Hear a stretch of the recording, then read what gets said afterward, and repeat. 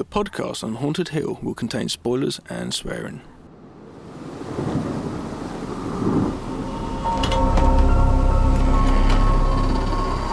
I am the devil, and I am here to do the devil's work. Please help us, Michael. Be one of us. I didn't tell you my name. Hang up. I didn't tell them my name. They're all part of it. They're all parts of it. Come. It is time to keep your appointment.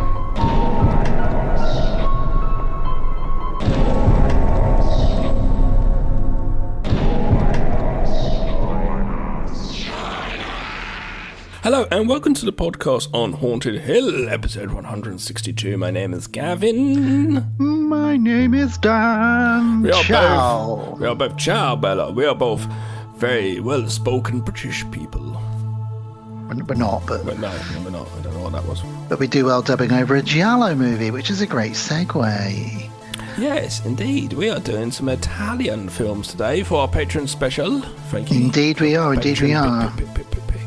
Yeah, episode 162, very exciting, very excited. Welcome back or welcome first time. Well, as I said before, welcome back Welcome or welcome front. If it's your first time, it's the front. And if it's returning, it's the back.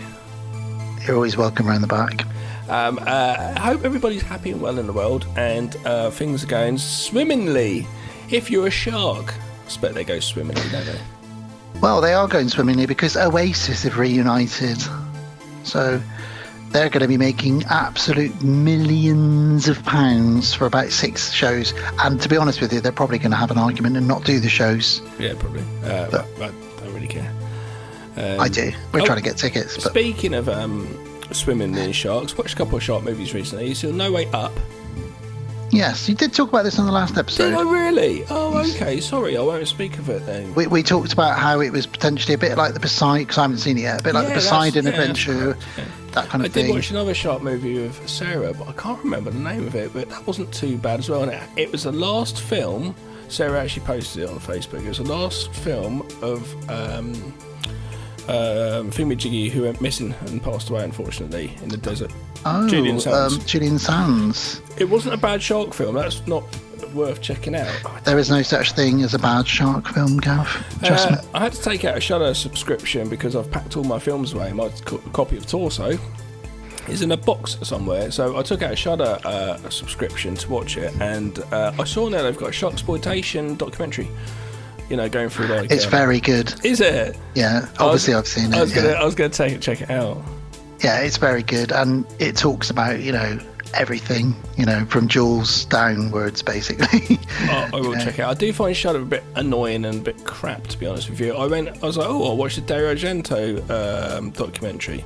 So started watching it, and it's got hard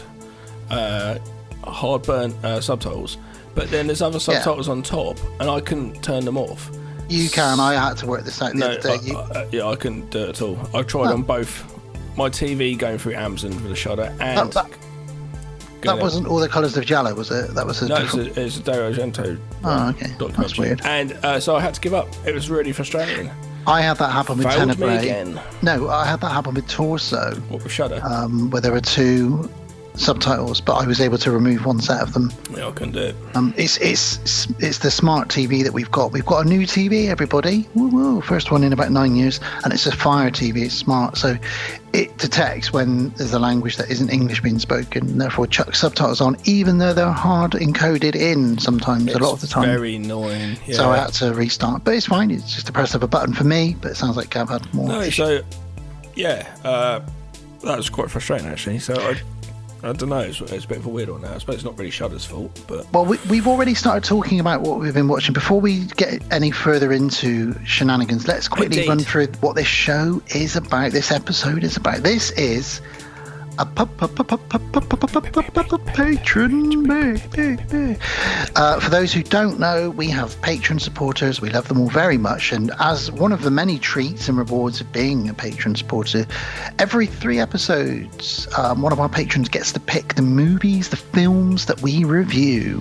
So we have a king patron for this episode, and that is Kevin S. Fife. What if someone picks porn at some point? Do we have to review porn? Yes. As long as there's a horror element to it.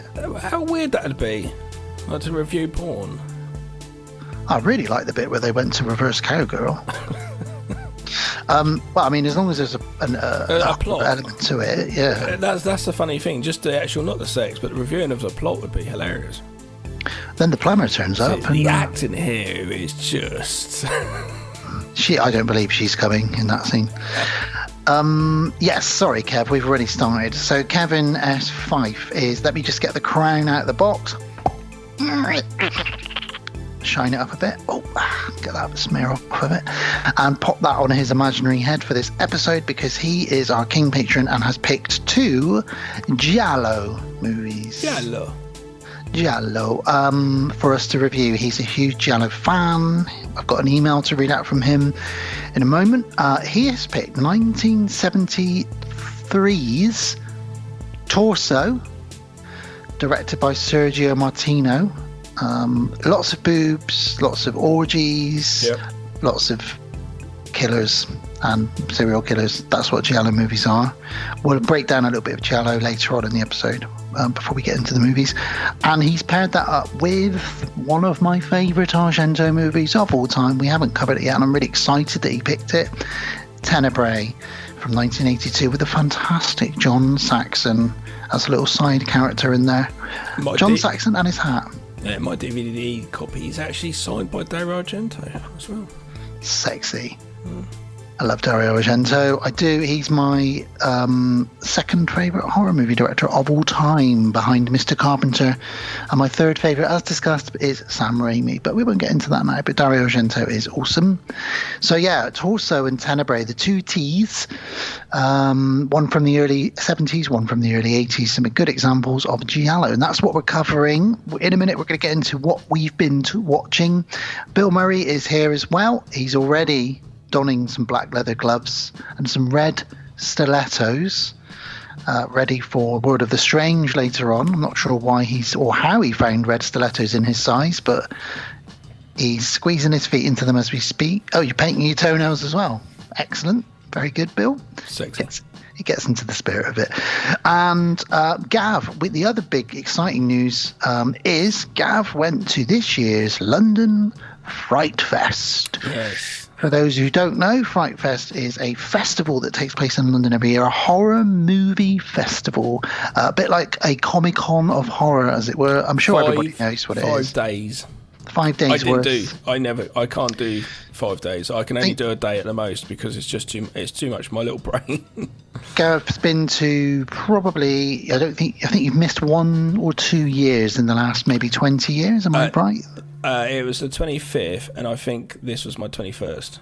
There we go. So that's decent. Sometimes, though, like last year, I just popped up. Ben had never been. I popped up and we just watched like one film and left, like on the Thursday night. So sometimes I am just popping in and out. But I did a day yesterday, which is quite nice. Not yesterday, the weekend is gone. It was quite nice to chat to lots of buddies from there, which I've not seen for a long time. Obviously, Shane Boz was not there, so... I was just about to say, I mean, I've only been twice, with obviously both with you. I'd love to do it more often, but I'm a bit further away from London than you. Kate was there. Yes, I saw Kate and Matt were there.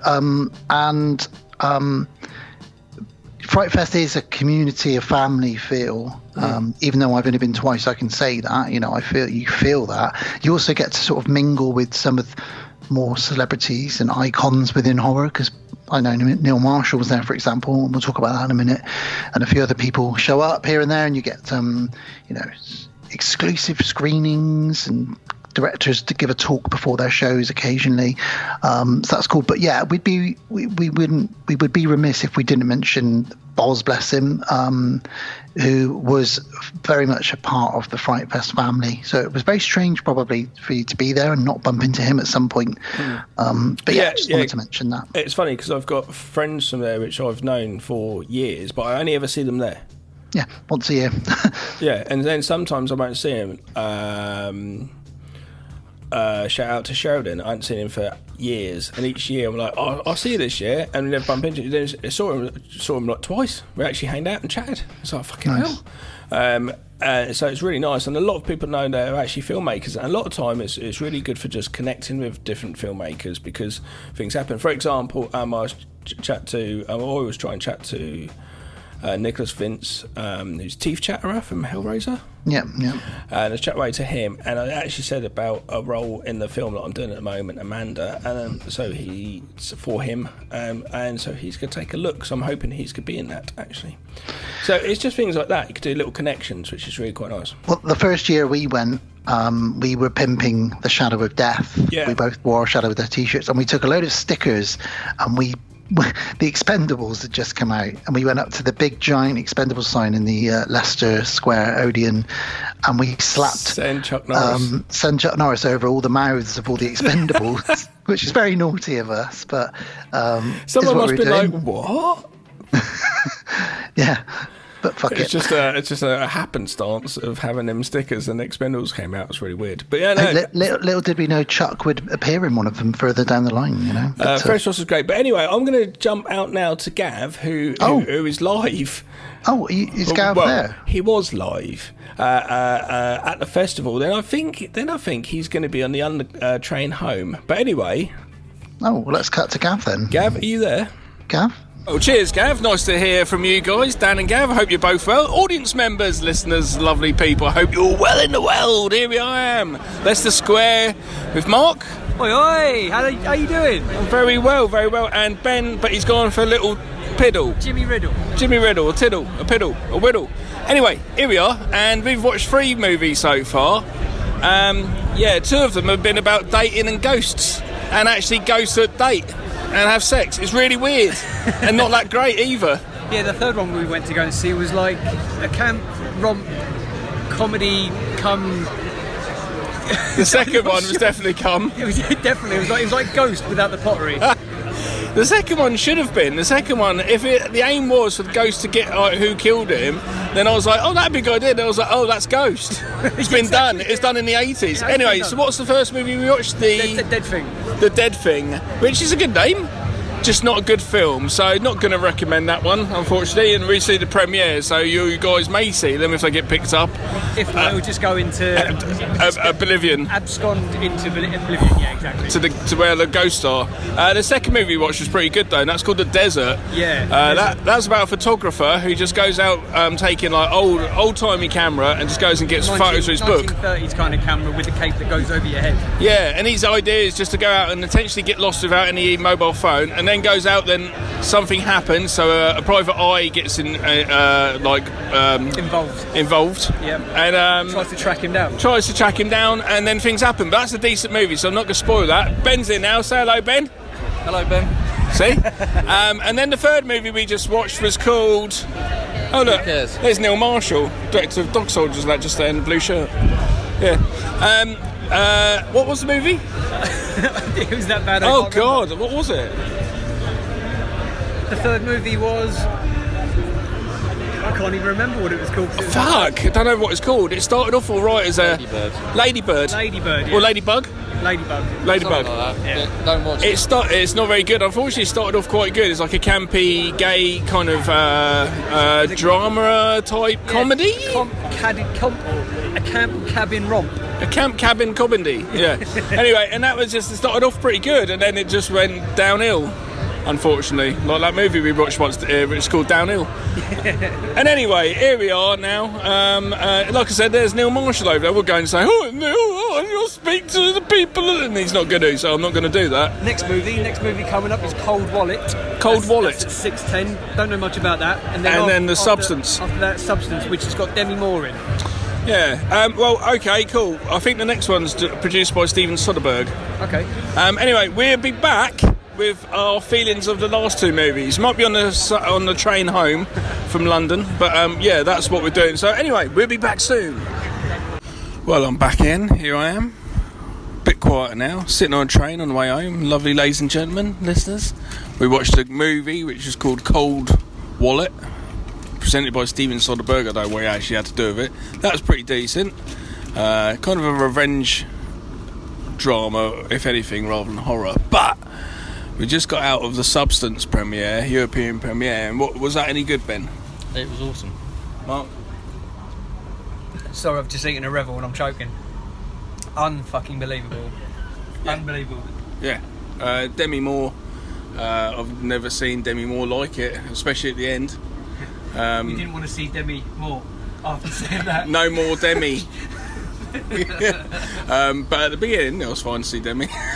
She was great in it. She probably the best performance of her career, I'd imagine. Yeah, unbelievable. Totally. Yeah. No, it was amazing. So definitely recommend for that. That'll be coming out in cinemas normally. So everybody has to go check that out. Anyway, Dan and Gav, back to you. Well, thanks, Gav. Well, thank you, Gav, and Mark and Ben. Yeah. But mainly Gav. Yeah, wow, it sounds like you watched a whole bunch of movies. Some of them more memorable, some of them not. There are two ghost movies which are to do with ghost and dating apps and ghosts. Like they're both movies where they go along and then after a while they're like, oh, I'm having sex with a ghost. And it's like, how is this happening? And then Dan Aykroyd. But the third one we watched, this happened, Ladybug. It was a camp, gay sort of campy film.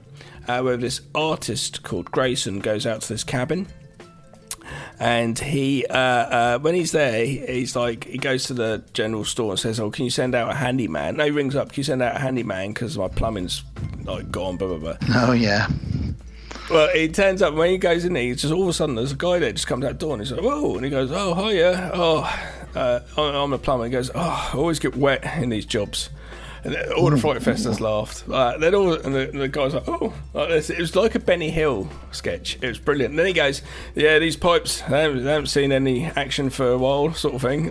Just everyone's laughing again. It's like, what? But it did a thing at the end where I felt kind of bad for the filmmakers, and I hope they're not listening. Where the audience kind of laughed a lot, but there's a bit where, this is a spoiler, but it's not really. There's a bit where someone's stabbing a painting, and it's a painting of the person that's there, and all of a sudden we're watching the person, and Mark thought the same as me afterwards. We thought the head was going to explode. The camera's focused on it. What did it do? Just bing, just vanished. That was it. And because it just vanished, there's no effect, and there's a build-up. Fright Fest, the audience just laughed out loud, and I was like, oh man, I feel bad for the filmmakers, but that was one of those moments. But anyway, the main film I watched, Cold Wallet, was pretty good as well, and The Desert was pretty good, worth checking out. The main film, though, which I've been thinking about for days, I'm hoping... You've been thinking about two things for days, haven't you? Demi Moore's breasticles. Nudity. I'm wondering if it changes the horror landscape. I don't ever say stuff like this. I've been thinking about it quite a lot.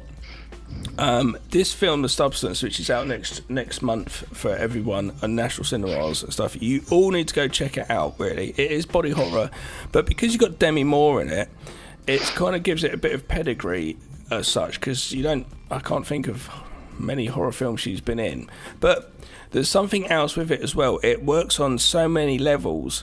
There's like a pop feel to it for the younger audiences. It's all about age and getting older and what you can do to change that. It's the editing's incredible, the cinematography is incredible, the script's incredible, the effects are incredible. Demi Moore's performance is incredible. Alan Jones, the main organiser of Fright Fest, was like, I hope Demi wins an Oscar for this, but the Academy won't recognise it because it's horror. It's really frustrating. I can't talk about it, but one day we will cover the film because it's a big conversation. It's 2 hours 20 minutes. I've not seen Demi Moore like it before. What's interesting totally about nude, lots. What's interesting about this film, listeners, is it's body horror as well. As many of you will know, Gav 8 out of 10 for me. Gav does not like body horror. No, I don't.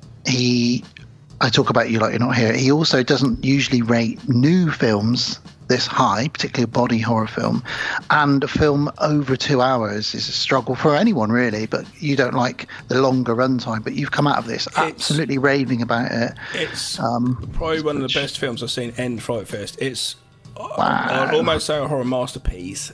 I'm bigging this up now. Someone's going to go along and watch it and go thinking it's going to be this level, and they're going to go and watch it, and it's not going to be. And you don't want to hype it up. I don't want to in that sense, but at the same time, I really think it could help the horror genre to become more normalised. A bit like when everybody was going on about Late Night with the Devil, and you said to me, it is amazing, but I don't want to over-egg it for you.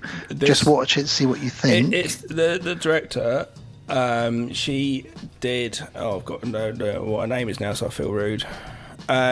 She did Revenge, was her film before. Oh yes, that's a great movie. Yeah, which was very fine. Bloody. This is a totally different type of film. It is, I don't know. It's like It's like Tarantino and Stanley Kubrick come together and made a film. Horror is having a bit of a resurgence over the last year. This year's been good for horror.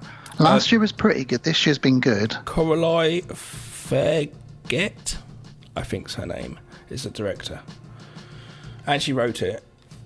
And she hasn't done much. Revenge. No, not really. Substance. I think she's done 3 or 4 films, maybe. It makes you go, what the fuck are you doing next? Because yeah. just the editing alone is like, wow. But I feel like you have to watch it in the cinema for the experience. Okay. Like you would say a Stanley Kubrick film or something. Nice. It's good. The last 20 minutes almost goes to a different place a bit, but I'm not going to get into it. Yeah, it's an incredible film. I don't like body horror, but it's incredible. Amazing. Well, The Substance, ladies and gentlemen, Gav's film of Fright Fest, and so far his film of many Fright Fests. Yeah, do check it out. I will be doing the same. I'm glad you had a good time at Fright Fest. Always jealous or envious is probably the better word when you go, but like I said, it's difficult for me to get there. So yeah, I still though I find 5 films quite hard to watch. You get about a 30-minute gap between, but it's a bit like, let's get out in the sunshine, right back in. I know, I remember us running out, getting a Burger King, running back, running out, getting a pint, running back in, interesting. But it's fun. It's fun. Yeah, totally. Well, I've been watching lots of movies, so I'd like to talk about some of those. I don't know if you've got a few to talk about other than Fright Fest as well. No, not really. You crack on.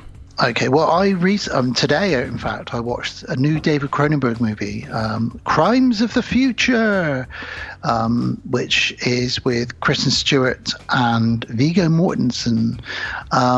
You won't like it. It's body horror, but it's like really slow, disgusting, licking open wounds and organs being removed and tattooed and put back in, and mutations because it's slightly in the future. It was really slow. It's not his best film, but it was worth a watch. What is it with Cronenberg and this body horror thing? It's fetish. He's 79 when he made it. He's 81 now, so he was 79 when he made this. I guess it's just his thing that he likes. He's basically invented his own genre, hasn't he, really? Cronenberg is a genre, really. Just like David Lynch. But then his son's doing the same. Yeah. I won't harp on about it too much. If you're a Cronenberg fan, you'll probably already checked it out. But Crimes of the Future is decent. It's not his best film, but it's a return to body horror and horror for him. I also watched a non-horror film, which I wanted to mention, which came out this year. And I rented it because it came out on Prime quite quickly after it was at the cinema. And that is The Fall Guy, which is a movie based on the TV show. Everybody will know the TV show if they were around in the 80s. But this is with Ryan Gosling and Emily Blunt. And this is a really fun meta look at action films and the film industry in general, really. And I say meta because they focus on like stuntmen and how the stuntmen never get, the praise that they really should get. In fact, this film is making the Oscars think about whether they have a category for best stunt performance or best stunt, which is weird because they discuss that within the Fall Guy. But it's also like a bit of a throwback to movies like where it's a love story. Do you know what I mean? But like a sweet love story, not too silly, but it is silly as well. It's very funny. It's got some great. My favourite scene in it was, I won't spoil the film, of course, but essentially he has to try to use his skills as a stuntman to solve a crime. Someone's gone missing and he's got to find them. Bit like in the TV show. I was going to say, it's a TV show, yeah. But there's a great moment where him and his buddy, this big guy called Dan, who's the stunt coordinator on all the films that Ryan Gosling's character's on. Now, obviously, they're both stuntmen, but they're also good fighters. And these four guys decide to break into this apartment that they're in, not knowing they're about to try and take on two badass stuntmen. And one of the guys, Ryan Gosling's mate, every time he does a move, he says like Dwayne the Rock Johnson, and then he like throws someone through a window, or then he goes Jason Bourne, and he does like a moves from a Jason Bourne film. And it's like, because they've been, so say their characters have been on all these films and done stunts, it's just really funny. It's so meta. And there's another great moment where they talk about, he's talking to the director, Emily Blunt, of this action film, and she says, I'm thinking about using split screen, and then it turns into split screen, and they start having this amazingly choreographed split screen conversation. Just really fun, fresh. Yeah, I'll check it out. Really good. Yeah, really recommend it. Also watched Knock at the Cabin. Finally, we covered Shyamalan in our last episode. That was one of the ones I hadn't seen yet. That one and Trap. Still haven't seen Trap yet. It's been slated. I've heard good things about it. I've heard the ending's terrible. But first half's okay, then the second half's terrible, apparently, and it makes no sense. The problem is, I love anything Shyamalan does, really. So I've always got that. What a shit. Yeah, I love his shits. Okay. But Knock at the Cabin blew my socks off. And his daughter is a pop star. Yeah. Already. Yeah. Oh, I thought you said that he made her that for that. No, they're saying he shouldn't have put her in it because she's already A, his daughter, and B, pop star. Yeah, but it makes sense to. Yeah. I would as well. Be like, right, can you work on this for me? Yeah, cool, brilliant. Of course. You want to keep things in the family. Like, yeah. Ben Stiller puts all of his family in every movie he's in. Do you know what I mean? Adam Sandler does the same. Like, just have fun with it. But Knock at the Cabin blew my socks off. I've been thinking about it for days since watching it. Great concept. I love anything that's got like a slight biblical hand of God. Because movies like The Omen and The Exorcist, the reason that they stick with me is I'm not really a believer in all of that, but part of me probably is, which is why they stick in and get under my skin. And I really liked the concept of it. It was very simple, and it was very Hitchcockian with its real tension at times. Yeah, I need to watch it again because I didn't really get into it, but I think I was in a not a happy place at the time. Yeah, really, really, really, really enjoy that, but it's too new for me to kind of spoil or talk about, really. I also watched, there's only a couple more. There's two movies we both watched, which we'll get to in a minute. But before I get to that, I also finally, Gav, got round to watching the heavily slated Halloween Ends. I know you messaged me saying, I'm watching Halloween Ends. Yeah. What the fuck? What the fuck? So my best way I can describe this, and if anybody moaned about this when it first came out. If you've seen this, then you'll know what I'm about to, what I'm saying. But basically, this movie is a remake of Christine. But instead of a car, he's riding around on a motorbike. Oh, okay. It's Michael Myers that's like giving him the... I don't even know what... They don't explain why he decides to kill for Michael or whatever. But this character that just comes out of nowhere, I like it.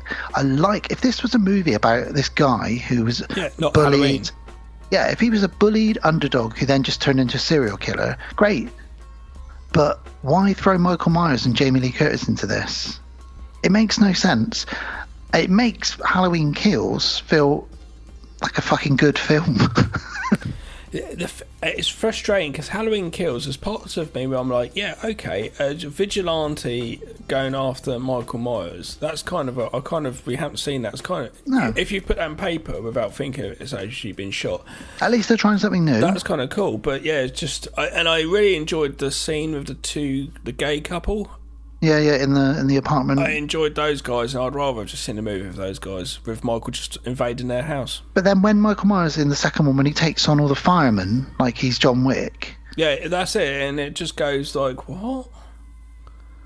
Very odd. I don't understand. Like, is it producer interference? But it is Blumhouse. But surely they know what's going on. But are they then going? John Wick's very popular at the moment, so you know.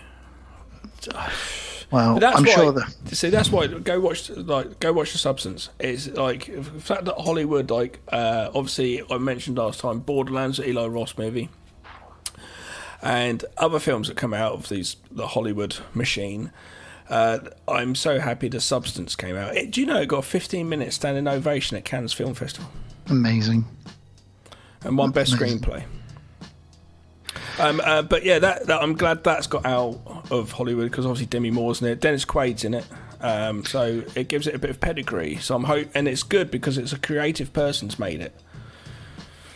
Anyway, talking very quick side tangent before we cover our last two. Talking of Cannes film, I've been watching a lot of Tarantino interviews, and he does, obviously, as you know, he does reviews of films sometimes. And I watched a clip where he was talking about his favourite trilogy of all time. And he's got 3 favourite trilogies of all time.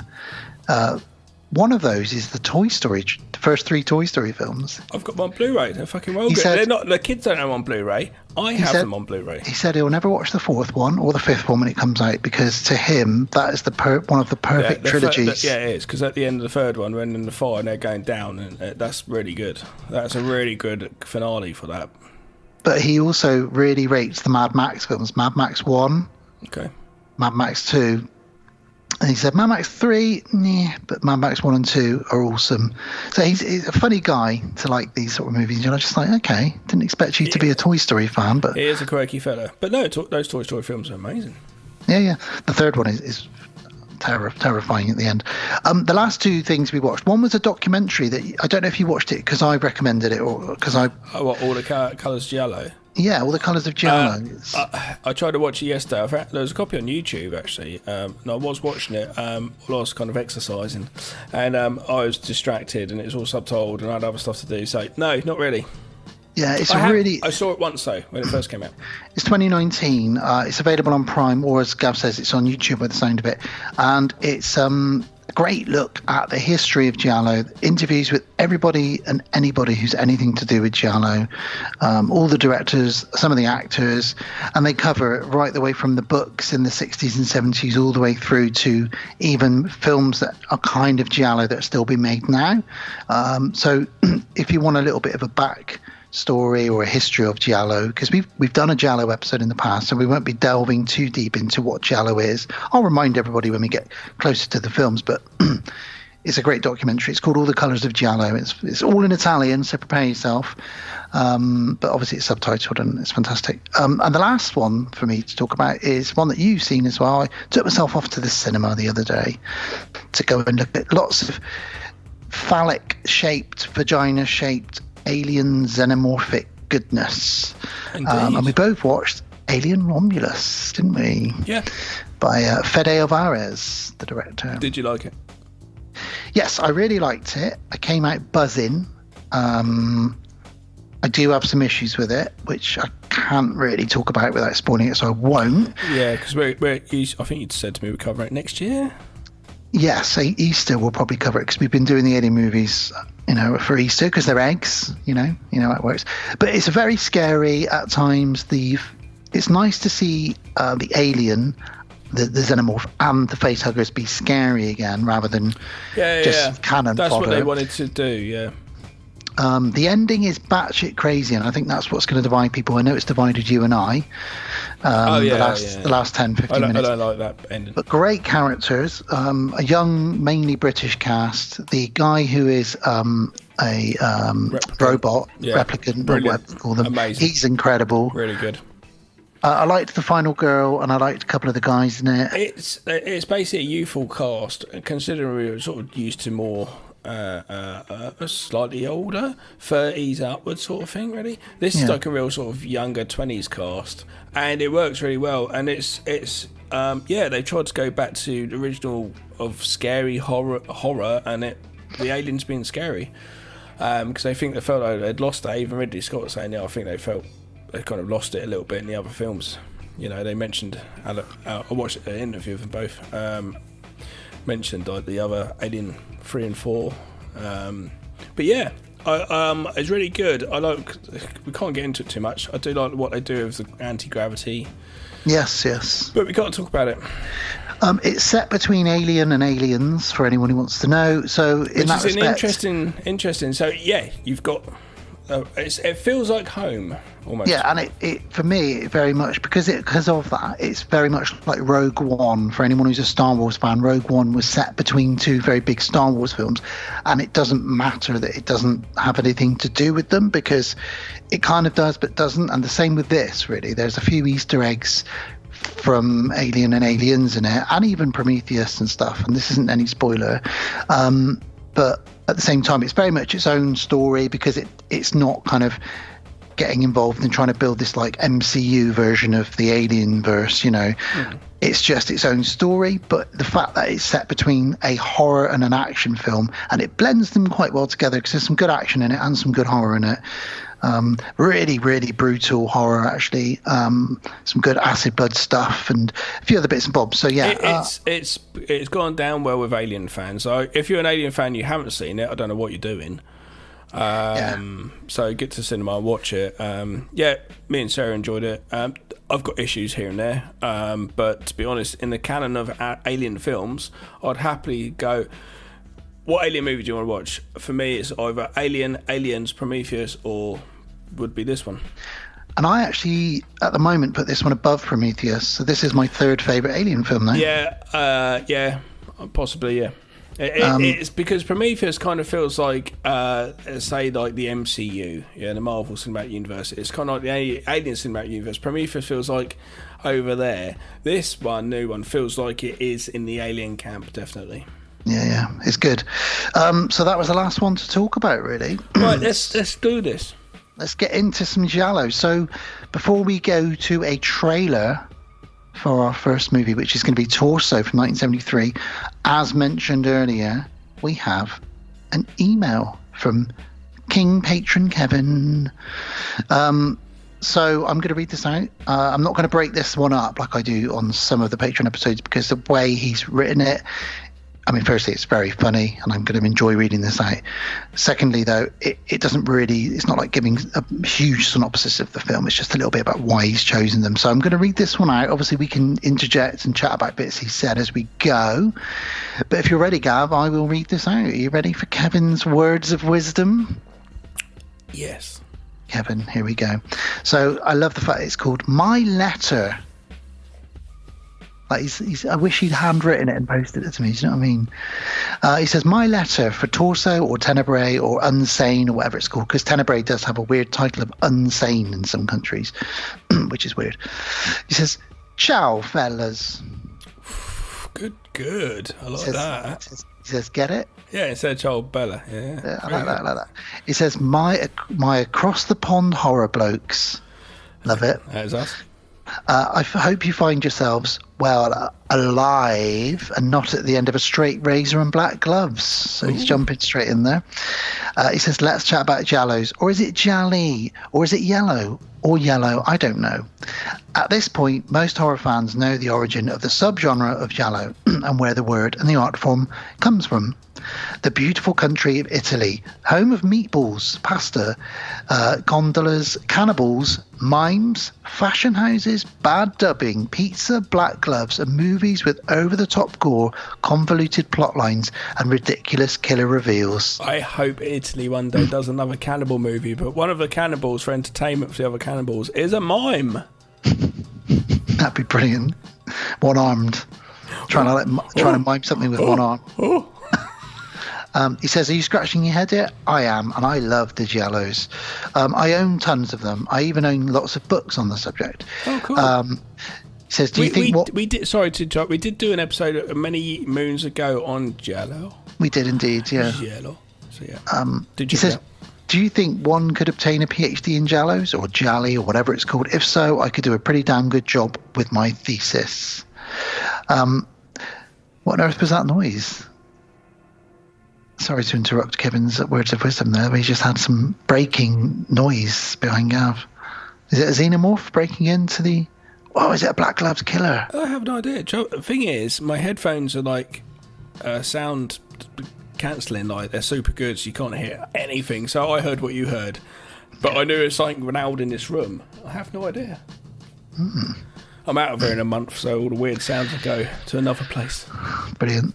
More hauntings. He says, I would say that I am obsessed with these odd films from various eye-catching settings like the fashion houses, the Italian and Spanish urban cities to beautiful countrysides.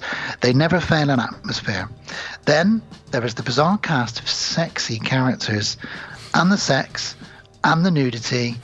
And did I mention the sex and the nudity yet? He said, plus for a gay male, I get my man ass and dong from time to time.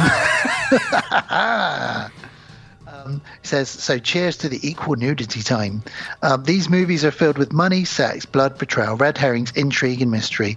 Most of them are confusing and often will have you rewinding to really understand what just happened and say, wait, what? Oh, and did I mention the sex and the nudity and the cocks and the bush? So it's a man after our own hearts, really, isn't he? I love the fact we still say rewind, because we're not actually winding tape back. No. I love it. You know what he means, though. Yeah. And then he says music. Music and the scores of these movies are very often celebrated, and they should be. Truly a huge piece of the ambience in a giallo is the music. Yeah. Think of Goblin or Morricone. There's some incredible artists that do music. Just really pleasant. I love the fact when you get... Sorry to interrupt again. I love the fact with giallo films, you get a real juxtaposition of some la, la, la, la. I know, la, they always la, have that. La, la. And there's a Bruno, I can't remember what his name is. There's some really Bruno incredible artists out there who are composers. But yeah, I love the juxtaposition between the horror, graphic horror on screen with da, da, da, da, da, that stuff. I have a lot of the Argento soundtracks for a lot of his movies because I just think Goblin, yeah. Yeah. He says, if you want to feel like you're a slap dab in the middle of the 70s, put on a giallo. So he's obviously a huge fan of giallo, as we know. He says, for today's viewing, I love this, for today's viewing, I've chosen two of my favourites, 73's Torso, directed by Sergio Martino, and 1982's Tenebrae by Argento, two wonderful directors that have other excellent examples within the giallo genre. Torso. I love this film for many reasons, but a major one is the amazingly fun and fast-paced second act. After the quirky cast gets to the cliffside villa, lots of fun is to be had. I will not spoil the killer reveal or the ridiculous reasons for the killing, but those crazy plot twists are the reason I love these films. And Tenebrae, what can I say about this film? John Saxon, Daria Nicolodi. Another thing about it is the cinematography. The best use of a crane shot ever placed on film. There's fun, gore, and an ending that will have you saying, what the fuck? Also, how fun is it knowing that Dario and Daria are a couple? And they produced Asia. I don't find giallo movies particularly scary, shy of a jump scare here or there, but I do find them intense at times. There's usually some good chase scenes and other fun moments. Figuring it all out is a major part of the fun, kind of like Agatha Christie on meth. Christ. Yeah. I actually messaged Dan after watching Tenebrae saying, you're going to have to help me out with the reveal of the killer in this a little bit. He's also put 10 Little Wasted Indians, which would be Agatha Christie or meth, I guess. Yeah. He said, I also find some of these films strikingly beautiful, like the opening credits for Blood and Black Lace. But in Torso, there's a bit where I've written where one person's killed and she looks gorgeous. She looks, as she's getting stabbed up, she looks beautiful, and it's such a strange thing. Obviously, they've done it on purpose, but it's very strange. We'll get into it. He says, here's a list of some other giallos or gialli that I recommend. So these are some of his favourite. The Bird with the Crystal Plumage. Yep. Eyeball. The The Strange Case of Mrs. Ward. That's good, that one. Yeah. 5 Dolls on an August Moon. That's good as well. Mario Bava. Yeah, it's a good one, that one. Watched that one when we did our Balva episode many years ago. And then he said, who am I kidding? I recommend them all. Any list site will have an entire list of giallos. Anyway, pop some popcorn, settle in, put a fedora and a trench coat on, obviously naked underneath. These are Kevin's words. And he said, and slice away. Thanks for... Go on.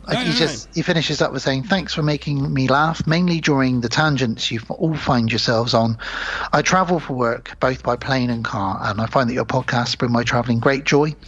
Cheers. Oh, and I still watch Hollyoaks and Coronation Street. Plus, I've been to Blackpool, Pleasure Beach, Alton Towers, Thorpe Park, and other parks around your great country. Roller coasters are another hobby of mine. So I think that makes me an honorary brother. That's so cool. I live about 40 minutes from Thorpe Park. And you are indeed an honorary brother. You have the beard, as I said in my message to you. You have the beard. You definitely have our sense of humour. Yes. And an eye for a cock, like me. I like to spot the odd cock in films, or bush, or boobs, whatever it is. We always talk about them, don't we, Gav? We always eventually like to perv it up wherever you can. Basically, that's what I like to do, and he enjoys our naughtiness. I am gonna say though, watching that crane shot this time, as a review in 2024, I was just like, get on with it. So, but the first time I ever saw it, I really loved it. But this time round, it was a bit like that. But it's because I'm reviewing it in 2024 after seeing the stuff you could do nowadays. It's 2.5 minutes long, isn't it? It's bits like you're really taking a while, but it's at the time incredible. In 1982, to pull that off, get all the timing and the actors and stuff. Anyway, let's go to a trailer then. Trailer for Torso. Here we go. Let's do it.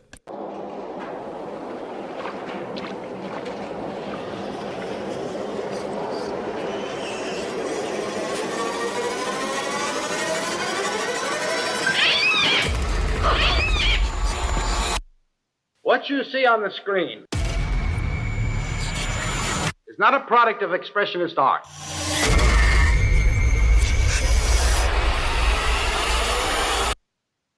What you have here are fragments of cloth found under the fingernails of one of your companions who was barbarously murdered just 1 week ago. Our scientific analysis leaves no doubt whatsoever. We have traced these fragments to this foulard, which was used to strangle Carol Peterson. Her body was then mutilated in the same manner as Signorina Heineken. Did you realize I'm the last person who saw Carol alive? Anyone home? Hello? Oh, hello, Jane. Can you come over right away? I must talk to you. I received this phone call from the killer, and he threatened to kill me too if I told anyone who it was that I'd seen wearing that scarf. You will not be acting as a police informer, but as a civic-minded citizen. Somebody's here? Because I believe you all want this killer to be brought to justice at once.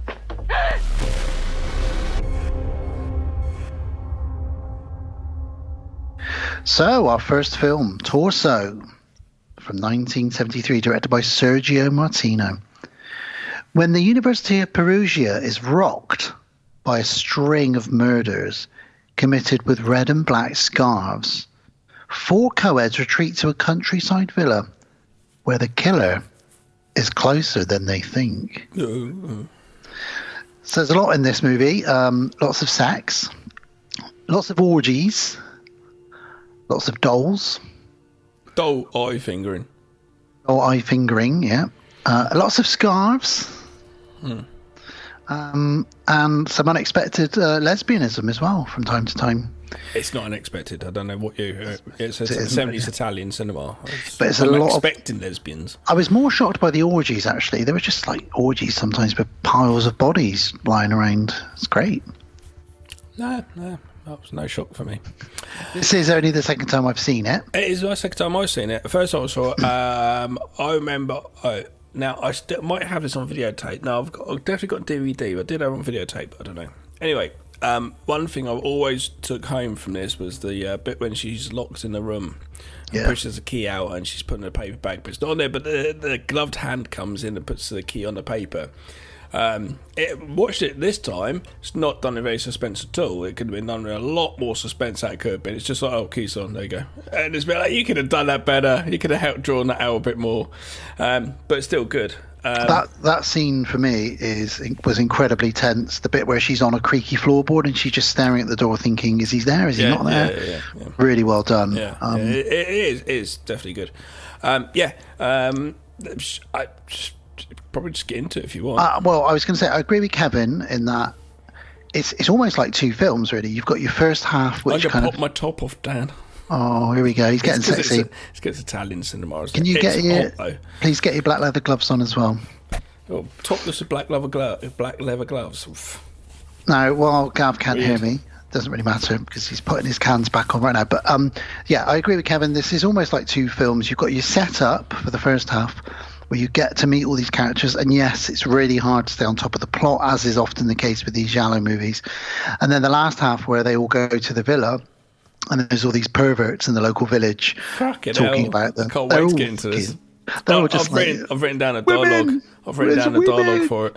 I'll read it out. I feel sorry for that black chick because she's sat on the top of that tractor at one point. She knows what she's doing. We're getting into it. I've never seen a woman like this before. Don't spoil it. Well, let's get started on Torso then, from 1973. 19 seconds in, boobs. 19 seconds into the film, ladies and gentlemen, guys and ghouls and non-gendered people. See, 19. Our patrons know what they're doing when they pick these films. Like Kevin knows you're going to be timing boobs. You're getting your money's worth because that's what you want, is us to talk about boobs at 19 seconds into a film. You get boobs and then you get eye holes. Okay, my notes here. Torso, first note, 19 seconds in. Boobs, second note, doll eye fingering. Yep. Third note, threesome or orgy and taking photos, question mark. That's my notes. Yeah, so what's happening here is some spoilers coming up. This man... Oh, watch the film if you know. Yes, of course. But this man's having a threesome, but the reason the photographs have been taken is he will be blackmailed later on down the line. Oh, really? I didn't know. I thought it was just a photo shoot. No. So this is the killer having a threesome. This is why I have Sarah with me when I watch films, because she helps me. Because I go, I don't know what's going on, and again, I don't know how I review films on a podcast still. But I'm like, I don't know what's going on, and she helps me out. But so she wasn't with me for this one. I'm here to hold your hand through the boobs and doll eyes fingering. Don't worry. Okay, let's go. But anyway, so yes, there's some very sexy music, a threesome. So wow, you've pressed play on a 1973 Italian giallo and you're straight into a threesome with a doll, like one of those little baby dolls that the eyes have been removed and someone's finger in the eye holes. It's all very strange. And then we cut to an art/history class. Yeah, there's a lot of things, themes in this film, which is students. In classes, and then at one point it's very confusing because it's not actually a class, it's actually the police are just telling talking to the students about what they've discovered, but we didn't know that this was really going to happen as such, and we just sort of jumped into this scene. It's like, is this a class? What's going? Oh, you're cops. I like that though, because it's a good way of bringing all the... I do, but it was a bit confused at first because I thought it was just a lecture. Yeah, I think I don't know why they're so... There's a lot of back and forth, isn't there, at the same place? They're not... giallo movies aren't inaccessible, but they are hard to keep track of. They do. Some of them do require a couple of viewings. They do jump around a little bit sometimes. I think it's the nature of them, especially like the Agatha Christie style film and the killer, the murder mystery. Essentially, it is a film. It's a genre where you can easily jump around because you have multiple red herring type characters or characters. And they're lots of what they're doing because it murder mysteries, especially. When you get to a certain point, the detective always has to go through each person and their back history, why they got to there, what are they doing there, what's their motives. So that's why you could jump around quite a lot, Imagine poor old Columbo turning up in a giallo movie. He'd be like, just one more thing. See, I know AI is going to be an issue. Here we know it's going to be an issue at times, but especially for myself trying to get work as film editor, someone could just go, I'll just do an AI job. So yeah, but I tell you what, if it's like, okay, me and you are sitting there one day when we're older, And we go, what should we watch then? How about Columbo and a Giallo? Fuck yes. Directed by Tarantino. Okay. Do you know what I mean? So very quickly with AI, I sent Gav a video the other day that my wife had made of my brother in the very early 90s when he was about 7 or 8 hugging my son now, because you can make 2 photos hug. She's since done one of my mum hugging one of my kids, which I requested. And what was that? Didn't really upset me. It was weird. It was just. Yeah. Do you know what I mean? And another one's like a picture of my mum from when she was like 20, and then she made it smile and wave. It took like 3 days to render it, but then when it's done, and even like I took a photo of the moon when we were on holiday recently at night over the beach, and she animated that, and it's added seagulls, it's added sound, and turned it into like a 10-second video of the beach lapping. Yeah. But it's so crazy that we're bringing dead people back to life. Like I'm looking at my mum, or I'm looking at my brother when he was a kid. You know, he's almost 40 now, but there he is as a kid hugging my son who's 3 now. It's just very strange AI, isn't it? Yeah. Anyway, will be there. But anyway, back to the Italians. So yeah, there's a painting being discussed within this class, and we meet 2 of our main girls, Danny and Jane. And they want to talk to the professor afterwards. They want to talk about the painting. They want to talk about his analogies and all the other kind of stuff and his analysis of this painting. There's another guy that joins in with them who seems to be a bit of a pervert. He wants to discuss, and they're quick to bat him away. It seems like all the men in this film are perverts. They just want to bang all the women in this film. And I think that is the nature of a lot of giallos. I think it's the nature of humanity a lot of the times. We also meet Flo as well, and then we see a little nighttime road trip. 2 of these characters go off to have sex in a car. Shagging in a Mini. A Mini, if you do not know, is a very, very small British car. Tiny car. I had sex. Shagging in a Mini. Yeah, go on. I had sex in a Fiat 126 once. That's so you small. know what they're? You know how That's small so they are. They're really small. I got a cramp in my leg. I had a friend that had one, and I think it cost him like a £5 or something to fill up the petrol or something. It's ridiculous. They're tiny. It was like a motorbike with a roof, really. I don't really want to get into it too much, but leather seats aren't the best in a hot time. Sticky. I don't know. It depends what you like. Yeah. Depends if you're already wearing leather. You know, don't know, gimp. Anyway, so yeah, there's somebody outside. Typical giallo. We get the POV, so we're ticking boxes here. Someone's perving on sex, and they basically to stop their sex because they kind of notice this guy. And I love the look of the killer, and I just gutted that this isn't seen more with the white balaclava. Sorry, they don't stop because of the killer. They climax. Oh, we're done. That was good. Oh, did they? And then they see somebody outside, and the guy's like, hey! So he runs out there, just like, you know, still pretty hard. Runs on there with a fucking hard on. Runs out there. Somehow he's got his trousers on quite quickly. But they look up and they just see this guy with a white sort of ski mask type thing on, and it just looks so... And it's such a simple look, but I think it's great, and it should be in it more. Yes, and later on... It's not in it that much, actually. It's very... pre-Jason Voorhees later on. There's a shot of him in the woods with that mask on, and as he's walking towards them, it's very Jason Voorhees before Jason Voorhees. It's quite interesting, actually. You can look at a lot of 70s Italian cinema and see how America's just taken that influence. And then like, the bigger films like Halloween and Friday 13th have just come along and taken basically the Italian cinema, which they were doing first. But then it was Americanized. Yeah, you know, and then we got obviously sprouts off of that. That's why the slasher genre is like a favourite genre of mine, because there's a lot of history to it. So this isn't usual dogging. This is actually a masked man with some bad intent, because the bloke... Dogging, if you don't know, wanking up against a window of people having sex inside. And the people in the car know that you're there. It's all kind of... There's dogging spots in the UK. Yeah. It's probably got a different name in America. Kevin, if there is dogging in America, I'm not saying you are a dogger, and if you are, you know, more power to you, but if there is dogging in the US, what is it called? Last week I was catting, maybe. Oh my God, what's catting? Like, well, dog, cat. That's why. Last week I was we were filming an opening of a music video, and so I was out in the woods, and I've got a red light. It's a really bright light because I'm putting it in someone's face for a brake light when they're driving from outside the windscreen. Anyway, it's super bright, but I had to have it. But I was there bent over a car, with the car was rocking. I was like, fucking hell, this is like a beacon for doggers. Like my red light, my bent over a car which is rocking away. All of a sudden, loads of people come out of the bushes. All of a sudden, there's loads of people. It was quite funny at one point. There's a security guards driving towards us because we're near like some facility, and they want to come see what we're doing. And I was like, "Oh, what should I do, guys? Should I quickly just get my dick out and just start banging out the window?" And they'd be like, "Oh, it's just doggers, so leave us alone." Because if we say we're filming, they might want to stop us. Maybe it's just a British thing, dogging. I don't know. No, I'm sure people do it in other places in the world.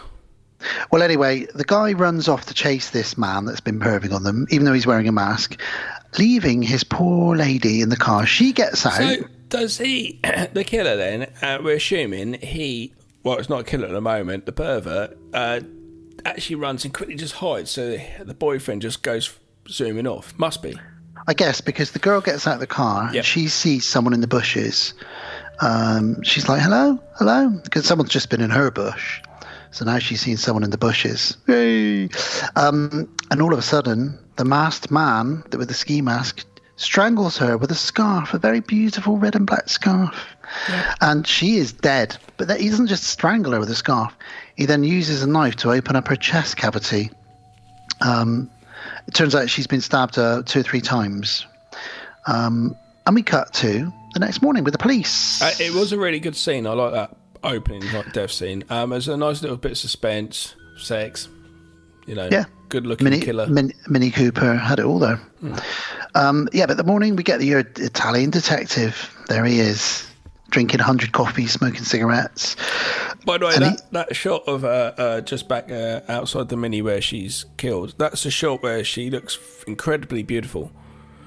The way it's shot and her makeup and just the way it's been lit, it looks incredibly beautiful. And he's just slashing her up, isn't he? And then does he undo her shirt and slash her up? He undoes her shirt and then he sort of cuts a hole in between her boobs. He's got one later on where he kills a woman and then just starts touching her boobs. A lot of the kills, he opens up their top after he's initially strangled them to death. A little feel. And then stabs them. He's a right old perv, this guy. But yes. Everyone's a perv. And at the market stall this morning, where we're at now, there's 2 creepy pervs just at the market. Straight away. No, the ones that are on the market stall. Oh, you're talking about within the film? Yeah. Well, we haven't jumped there yet. Let me just. Did you think I was just talking about a couple of perverts this morning? I thought you'd been to the morning of. Yeah, okay. So before we go to the market, yes, we are told that not only did the woman get obviously sliced up, but the boyfriend was killed as well, and the witness. Got to mention this. The witness says, well, I was trying to drop off some litter. And they're like, what do you mean you were dropping off some litter? And he was like, well, okay, I was going to take a shit in the bushes. And then I saw her body and I wasn't able to go. And I'm still constipated now. And then he just sort of walks off. And I thought, what a brilliant, funny little character to come in. And basically, I've just written here, my note says, the witness is constipated. It's just, I went to take a shit. I found some dead bodies, so I couldn't go. Now I'm bloody constipated. See you later. And never shit never again from shit trauma. Every time he shits, he's seeing dead bodies. So yes, let's cut to the creepy man selling the scarves, who looks like Lance Henriksen. Creepy brother. Yeah, he's there like, you want to buy some scarves? And he bends down on purpose so he can try and look up the lady's skirt. She lifts up her leg and she's like, do you like what you see up there? She calls him out on it. Yeah, and he's totally perving on her. But there's another man. I know calling out on it, but she reveals, like, so you can actually see right up there. And it's a bit like, you're kind of giving him what he wants, though. So I don't know what you're achieving from that. But there's another creepy man watching as well at this point, who we don't know who he is at this point. So everybody in this village, in this Italian town in Rome, is just perving on everyone, really. I met a Italian lady when I went. I flew on a plane one time and flew back with her as well. I met up in a week with her as well, chatting to her. And she told me about sex in Italy, and she's just saying it's just so open. She said her parents told her about sex when she was very young. Like, and it was just like whenever she wanted to talk about sex, she could just even talk to her dad about it. And I was like, fucking hell, okay, all right, fair enough. Like, I'd be fine with it. I don't know, actually.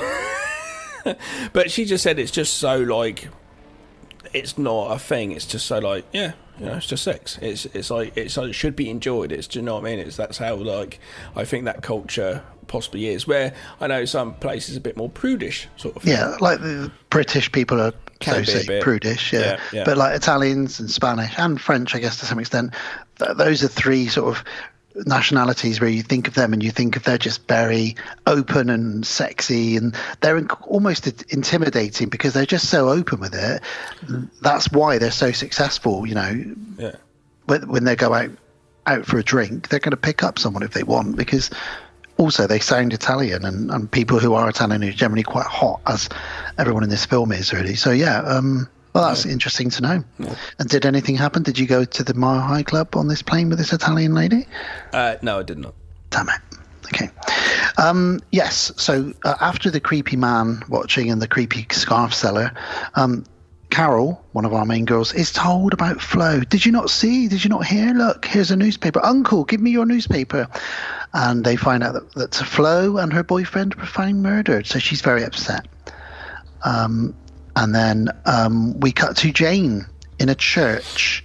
She goes to speak to the professor, who she starts flirting with. Yeah, I was really confused with this here. I was like, oh, what is going on now? Like, is this teacher having sex in front of his students? Like, I guess she's a bit of an older student, but still professional. He says, well, look, we could discuss the painting further if you want. Maybe I can buy you a drink sometime. She's like, well, let's go now.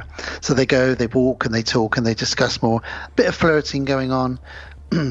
Jane sees a couple in a car. Again, we'll come back to this later on, breaking up. She overhears him saying, it's over, it's done. And, you know, whoever they are, we'll find out later, they don't want to be seen as a couple. And then we get to some sex workers. A sex worker, yes, in a room with a gentleman. Who that's right, sorry, yeah. Who, she's just sort of being like, come on, we could do it everywhere you want. We could do anything you want. Anything. Let's get it on. Come on, let's fucking go for it. Or what are you? Impotent? What's wrong with you? You're not a man. You're going to fucking do me a noise. It's like, all right, calm down, you aggressive sex worker. Like, that's passive aggressiveness going on. It's like, what the fuck? Yeah, she says to him, well, look, if you're not going to do it, then I've got somebody else coming up in a minute. He might just be thinking about it, and it's his first time, and she's just like, so he just starts slapping her up a little bit. He does. He slaps her. Then he strangles her a bit. You can see at one point she puts her legs up and she's wearing her underwear. Just a massive load of muff coming out on the side of her underwear, and it's silhouetted. She calls him, and this was obviously the 70s, but she calls him queer. She says, "Are you queer? Are you impotent?" Which then infuriates him. So Don't say that, Tommy. Like, I guess it's kind of making a red herring, I suppose. Yeah, he strangles her a bit, but he doesn't kill her. She runs off. She says, "You're crazy," and he obviously leaves the room. So we're just these sort of. It's going to be hard to keep up with us, ladies and gentlemen, because there's a lot of these short scenes of just violence and sex. But it's fun. It's going to be a fun ride. I guess they kind of just added really at times. Back at Market Square, we're kind of like this Market Square quite a lot. And it's kind of a bit of like Market Square, then back to the lecture hall, and it's a bit at first. I like it more when you've got an actual more of a goal later on, where it's like we're going to the farmhouse. I like the villa, definitely. That's a lot better, and I thoroughly enjoy my favourite scene is the forest scene, which we get to. The swampy forest scene. Yeah, with the marshes. I've always loved that. Yeah. Danny is in the Market Square, and she goes off on someone's motorbike and gets taken to a huge party/orgy. It's the 70s. It's a load of people hanging out, the odd people naked having actual sex, and then someone like in the middle playing a guitar. That sort of thing. And we've got this Danny girl. She's there with these two guys, and she's smoking a joint, and they just do her top. Before we get to Danny, there's a woman dancing in the middle of the party, and they use this really weird sideways, upside down close up of her butt. Did you notice that? Like, what a strange angle to choose. She's got like very small denim Daisy Duke shorts on. Yeah, well, I've got here, like, this is 18 minutes in, and it's like loads of random scenes. There's no real actual structured plot going on at the moment. Like, at this point, we should have a goal and who's the baddie, who's the goodie, and what the intention is and where they're going. But at the moment, I don't know what's going on. I wish, like, the whole going to the house was the whole movie, and they got to their beginning, and it was more like that. Because when the girls get killed at one point, it's off camera, and it's all of them at once. Like, 3 of them at once. And it's like, what? It's a very strange film. Well, like you say, Danny is there with these 2 guys who think they're going to have maybe a bit of a threesome with her. So they start feeling her up. But when they come to undo her trousers, she says no. She slaps one of them. She first of all says, "You take your clothes off," and they're like, "All right, we will." But then she runs off, and she doesn't want anything. So they chase her. She goes into a cornfield. Yeah. And they're chasing her. "You slut! Where are you? We'll show you we're real men." And you're like, "Oh, wow!" Has such a slam on his motorbike. Yeah, he really goes over like this floor, and like, whoa, that must have been like, it hit his face into a big sort of puddle, but it's quite forceful. Yeah, his bike gets stuck in the spot, and they're super pissed. "Oh, I'm gonna kill her," and I was just so annoyed because they didn't get laid, and it's like, oh God, men, please. Just have a wank each other off. Just do that and go home. Then just never say about it ever again. Jeff, we didn't get laid tonight, but there's always each other. And it's not gay if we use each other's hands, is it? You look it's that fine. way, Come on, and then. I'll look this way. Hilarious. So she is obviously hiding from these 2 wannabe rapists, essentially, and she sees the masked man. Well, before we get into this, what we've got here is I think they're doing a day for night type scene, and they've shot it like in the daytime, and then they've changed the colour too. What the old school technique is, change it to blue. But with this, it's like a swampy forest. So you got lots of shots of like close-up shots of feet going into the puddle and how bad it is. It's really wet, and she's just walking along with her shirt on, with her boobs like showing through the shirt. She's very vulnerable, and she's going along like walking through these trees and these woods and stuff. And the blue look with like the smoke and the tension building up is so nice. And then all of a sudden she stops, looks forward, and just sees like in a distance, like almost not silhouetted, but like the dude we saw before, or the person with the white balaclava on, just right in a distance, and it just looks so nice. It looks amazing. It's one of my favourite shots in this film. Yeah, like I wish more scenes were like this. It's because like this, I love shooting in the woods for these reasons. It gets such dimension and feel. With things like this, you can really put layers in there with something in the foreground and stuff in the background. You can really play with it, especially throwing smoke in there and putting a blue tinge to it. It just looks so nice. And this is the proto Jason I mentioned now, because you said, you see him and the way he stomps towards her. Yeah. You know, with intent. I've never seen a Jason film, a scene as stylish as this, though. That's for sure. No, that's true. I'd love to see a Friday the 13th film as stylish as this. Of course, she falls over then, and not only is she vulnerable now, but she's also like in about 4 inches of water, maybe a bit deeper. And he takes that, strangles her with a scarf, but also sort of holds her head under the water a bit as well, sort of drowning and strangling her at the same time. Then he opens up her dress, feels her breasts, and then he pushes her eyeballs in, just to add an extra element to it. So we're assuming, obviously, the doll fingerer from earlier is the same person. Yeah, because you get a quick flash of someone else fingering a doll. So you look here, it's like, you know, is this like you shouldn't be looking, you shouldn't be seeing? We do find there's a reason for it, and it was like the killer's thoughts on women. We will get to that. Yeah. Well, then we cut to what we think is another art lecture, like we said, but cleverly, the police have gathered all the students where they would normally have a lesson, and they're explaining, so there's been a lot of women dying, and basically, here are some crime scene photos showing you all right now, but you don't see much other than strands of material. And he said, basically, we're looking out for this red and black scarf. This is the killer's MO. It's so funny. Basically, he says, so please report all scarves you see like this. So that's all they've got to go on right now. Is anyone with a red and black scarf, report it to the police immediately. Like, if you ever wanted to be a killer, I bet you nowadays you're like, I'm gutted I wasn't a killer in the 70s. It'd been so much easier. Just get a blue scarf and then they won't know it's you. Danny recognises those biker boys from the party that she saw her mate go off with. She thinks, are they the suspects? She doesn't know if they're wearing a scarf or not. She gets a bit muddled up. Yeah, because that's the one at the end of the talk, isn't it? She's like, oh, I think it was probably those. She's pretty sure because she saw the girl go off with the two guys on the motorbike. And then the art professor sees a man watching the girls, and he's like, well, that's weird. Why is he... So the art professor's now getting brought into the mix a little bit. It's a bit, yeah. So it's trying to keep up on it all, but it is the nature of the murder mystery. The scarf seller's even quizzed by the detectives now, which makes sense because he's the local scarf seller. But what? Like, what do they know then of the scarf? Well, they know that the strands of material were red and black that were found on the wounds. So they're going to him and saying, what red and black scarves have you sold to who? And like trying to figure out something from there, which I guess... I don't know. Well, just before the scarf seller, we get Danny home alone, and she gets a phone call that says, forget what you saw. Forget the red and black scarf. Yeah. Otherwise, you'll be next. You don't want to end up like these girls, do you? It's classic having a phone call, but it's a bit left field and out of nowhere. Just all of a sudden, the killer's got a voice. Do you know what I mean? But then her pervy uncle turns up. Now, he's not a perv at this point, but later on we find out he's a bit of a perv. He shows up. Oh, what's wrong? And she's like, oh, my friend's dead, and there's a killer. Crying from the phone call. And he says to her, I tell you what, go on holiday to my villa with all your friends. Go on, piss off for a few days. You'll enjoy yourself. Drink loads of red wine. Have loads of sex. It'd be great. Yeah. She's like, thanks, uncle.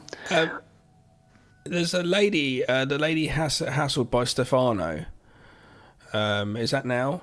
And she said, you must be with me or no one else. And it's a bit like, bloody hell, man. Like, what, you know. So you're a slight scene ahead. Let's go to the scarf seller being questioned by the detective. Obviously, the number one suspect is going to be the scarf seller, or at least he knows somebody who did it. So they talk to Lance Henriksen, and he says, I don't know what you're talking about. It's not like I'm a department store that keeps a record of the scarves I sell. I'm a market trader.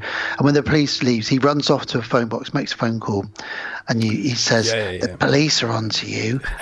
If you give me 2 million lira, I'll keep quiet. I could do with a holiday. So he's basically, he knows who bought that scarf, and he's bribing them. Hang on. All right, for a start, whoever has bought the scarf then must be well known to him that he memorises their phone number.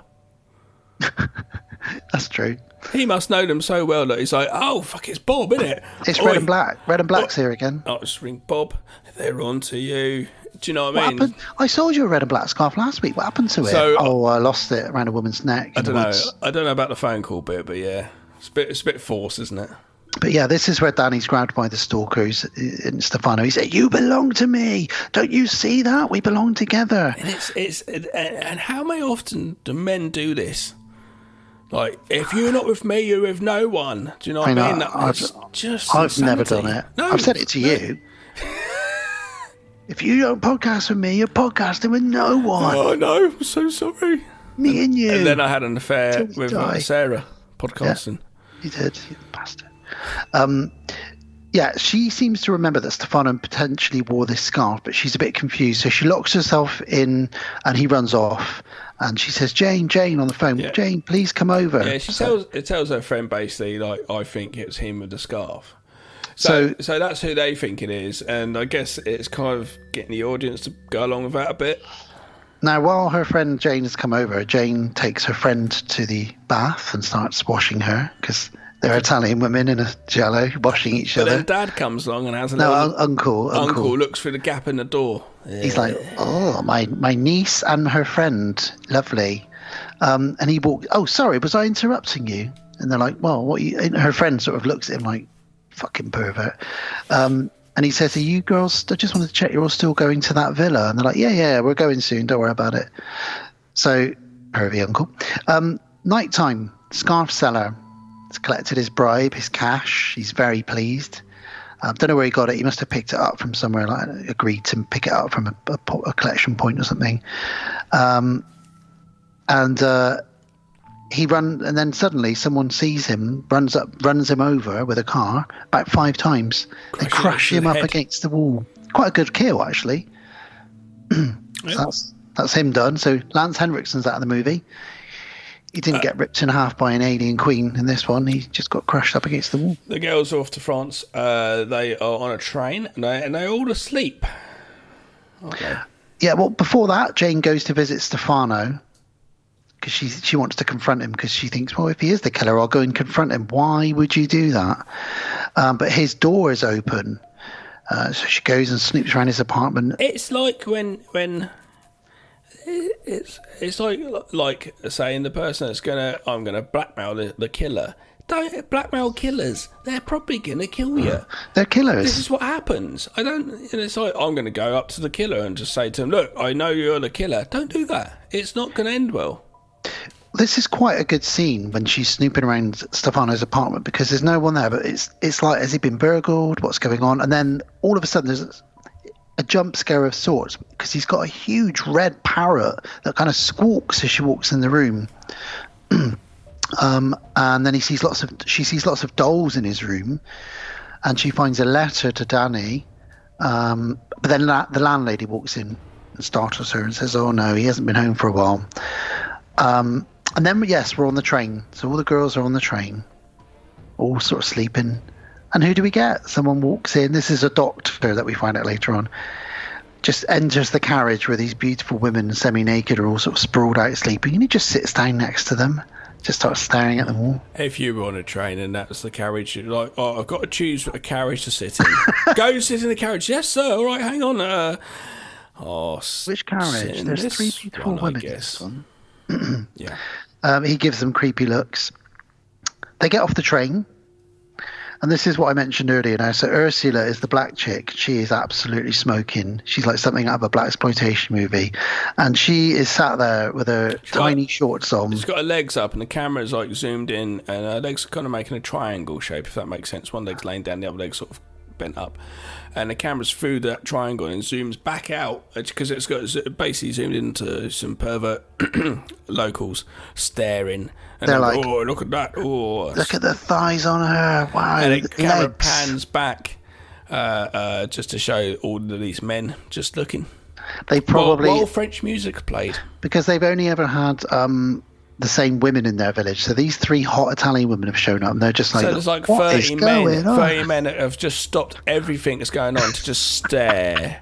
And then one lucky guy who owns a red tractor says, "I'll drive you all to the villa." So they're like, great. So they all sexily get on. I've never seen a sexier tractor. No, you did get one of the women, one of the wives of the men looking. Hey, stop looking, that sort of thing. And he's like, yeah, but look. So it's the milkman. They say to you, can you come up frequently? And he's like, yeah, all right. And one of them gets up into the tractor, and he just looks right up her skirt, and he is, even though he says some stuff later on, he actually, out of all the other guys, doesn't seem as interested in shagging them, more interested in doing his job. Which is funny because in the UK there is a bit of a joke about the milkman being the one that gets around a bit. And my dad was a milkman for years. Oh, what's the milkman in Father Ted? That episode, Pat Butcher. I think it is. Pat Butcher, is it? Yeah, I think so. Brilliant. It's well good. We also meet a simpleton, a village idiot, if you will, called Balok.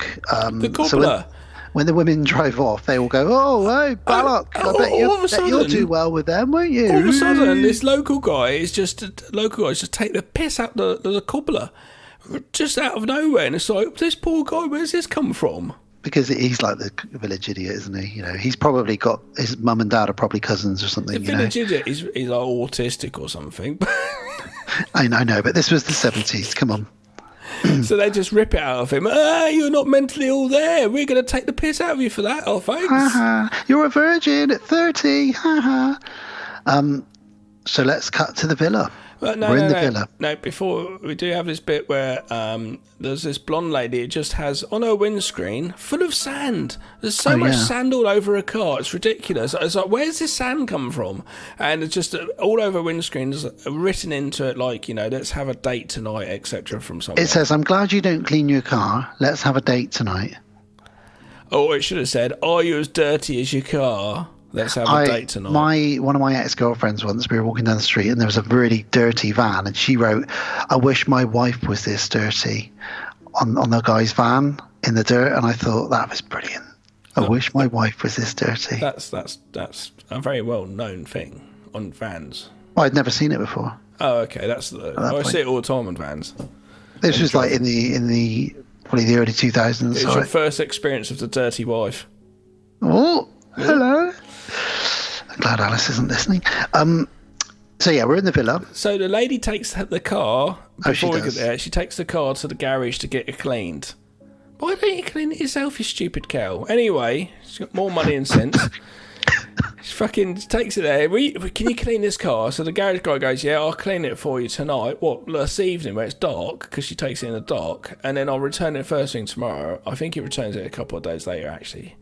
But he drives her up to the villa, so in her car, drops her off. So they've got no car, and they're stuck up at the villa. Yeah, so this is Jane. They knew she was going to be late. So they're sitting around drinking red wine in the villa, smoking cigarettes, being Italian, and they're waiting for Jane. She gets, like you said, she gets directions from that guy, and then he says, "I'll just drive you there, it's easier." Yeah. She arrives, and she tells Danny, "I've been to Stefano's apartment." Yeah, she realised it wasn't him. Yeah, Danny starts going, "Oh, actually, I think it was a different scarf that Stefano had." Good, nice one. Now you think that. Yeah, sorry about that. Somebody in gloves, though, is outside the villa watching, peeping in the windows. And boy, does he get a show. Because Ursula does a sexy strip for Danny, and he is watching through the bars of the window at this point, and they get down to some serious girl-on-girl action at this point. They're going to have some wet walls outside, aren't they? It is fantastic. They kiss. I've written they make love. I've got no notes for this at all. You've just memorised it. Oh, I just remember it, but I've got no notes of this section. There's so much in it. It's too much to keep saying. We do cut to the village, and this is at night time with all the local lads. Well, hang on, just before that, whilst they're making love and someone's perving on them, there's another pervert outside who is Balok, the village idiot, is also outside, and he runs off. He runs off, and someone chases him, and he gets killed. So now the village idiot has been killed as well. That is in a bit, but okay. Oh, okay. Because we do cut to the local guys in the walking along, just all of them. Oh, they're all drunk. Talking. And this is where one of them says, "Forbidden fruits, the best, they're like grapes." Then another one says, "Well, the owner's days is really ripe. She's gorgeous." It's a bit weird. "I wouldn't mind spoiling her a little more. A second with me, and I would get her knocked up. What do you have sperm vision?" So I question you, is Sperm Vision a Marvel superhero? What is Sperm Vision? Oh, I mean, it probably is one of the X-Men or something, isn't it? Just could shoot surefire hits. Out of his eyes. I'm stuck to the wall by the substance. Just make people pregnant by looking at them. Yeah. That's a superpower right there. That's what Sperm Vision is. I'm sure Nicolas Cage can do that in real life. Anyway, that's what they say, but we do have boobs, and it cuts back to the boobs and the lady sex, and then we get the pervert scared off and followed, and it's a POV from the camera. Yeah, and I love these POV shots. These Giallo movies are famous for it. And he gets killed and strangled, and his body, quite nicely, is dumped into a well. The camera's in the water, so it's quite nice because you see the top of the well open it. Wow. The next day, the milkman's stunned when he cycles up to the house, and there's two ladies sunbathing totally naked, and he just stops his bike, and it's just a bit like... There's three ladies sunbathing, but two of them are naked. The other one never gets naked, and it happens to... Later on, it's the same when they're swimming. Two of them are naked, and the other one isn't. I don't know why it's that way. And they don't bat an eyelid. He's just like... Well, I've written open he is times, isn't it? gobsmacked. You've written he is stunned. So we both felt the same about that. And then another lady from upstairs spots him and says, you turned up. And he's like, yeah, yep. I brought you 2 pints, love. So 2 pints of the white stuff. But he's got more than 2 pints. The ladies then put some towels around themselves and go, like me and you, Dan, would, as we run off our towels. Don't look at my breasts. Don't look at my willy. But in all the commotion, Jane falls downstairs and hurts her ankle. Yes, she's so excited to get down to the milkman. She falls to I her can have my ankles. cornflakes now. Brilliant. Splendid. Falls down and bloody does her ankle in. So she's fucked, basically. Yeah, so they need a doctor. We need to get a doctor in immediately. So we'll cut to that doctor in a moment. Stefano, in a scarf, is spying on the milkman at this point. There's so many people spying in this film. Everyone's spying. Should be a spy movie. And but then it's not, they're all perverts, so... The doctor arrives, and it is the guy, the pervert from the train that got in their carriage when they were all asleep with their legs open. Well, I would say, well, this doctor couldn't be a pervert. Yes, he could. She says, I think I recognise you. You were looking at us on the train. He's like, yes, I'm the doctor. I could be a gynecologist if you like. He doesn't say that. I've added that bit, but... Yeah, I went to a doctor's the other day. And I had the guy was like so traditionally How old many fingers English. did he? Nothing like sorry. That. Traditionally old English. He looked like your James Herriot type vet sort of look. He was just so traditionally English. The clothes he wore, the choice of colour. Yeah. Tweed? That sort of thing, but it wasn't wearing tweed, but that sort of... It might have been in his jacket. It was very... Yeah, what you expect. You called me up with you left me a voice note after that visit to the doctor, so you were adamant you weren't masturbating all the way through that voice note. I was on my exercise bike, but I realised that I was going... I got this voice note on WhatsApp, and all I heard was... Obviously, I knew it was Gav, because it comes through, it's Gav, and then it's like, "Hi, Dad, I'm not wanking." And I thought, well, he probably is, because he started off with that. And then it goes on for about 4 minutes of what he's been up to. He's been to the doctor, he's doing some exercise, and about 3 more times, "I'm not wanking, by the way." And then at the very end, he says, "Anyway, I'll speak to you soon. I'm definitely not masturbating." That was it. I was laughing my head off walking down the street. It was playing out loud as I was walking towards pick my kids up from nursery school. I went to doctors because of my heart. I was having issues, and nothing to worry about. And one of the things was exercising more. I was like, more? Like, exercise already? So, like, I was on it. And I have been, and it's been good. Wanking furiously, going on the exercise bike. So I exercise every day. So, yeah. So while the doctor's there sort of checking out Jane's ankle, Danny gets a phone call from her uncle, and just to check on them, make sure they're all okay. And the doctor does act a little suspiciously. But that's that, really. Now, this doctor, later on, we're going to find out he's got a fucking good double drop kick. That's what I'm going to say. Oh, Kung Fu, Dr. Kung Fu is so rad. But we'll come to that. So let's go to the girls skinny dipping. At the moment, I think Doctor's the killer, because obviously they've kind of made that to me to think that. So that's where I'm at with it. It's good that they do this. It's good because we know it's not Stefano. Apparently, it's not the village idiot now because he's dead. So yeah, now it's the Doctor. They're naked swimming.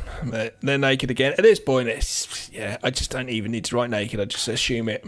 And then Danny, being paranoid, says, "Someone's in the bushes. I think it's Stefano." And they're like, "What do you mean, Stefano? We left him in Stefano be in the bushes? He's in Rome. What are you talking about?" What is he? Right, that's it. I'm the killer. I'm going to sneak up and be in the bushes. She's like, "Well, I'm sure I saw Stefano. somebody there, so I assume it's Stefano." Obsessed.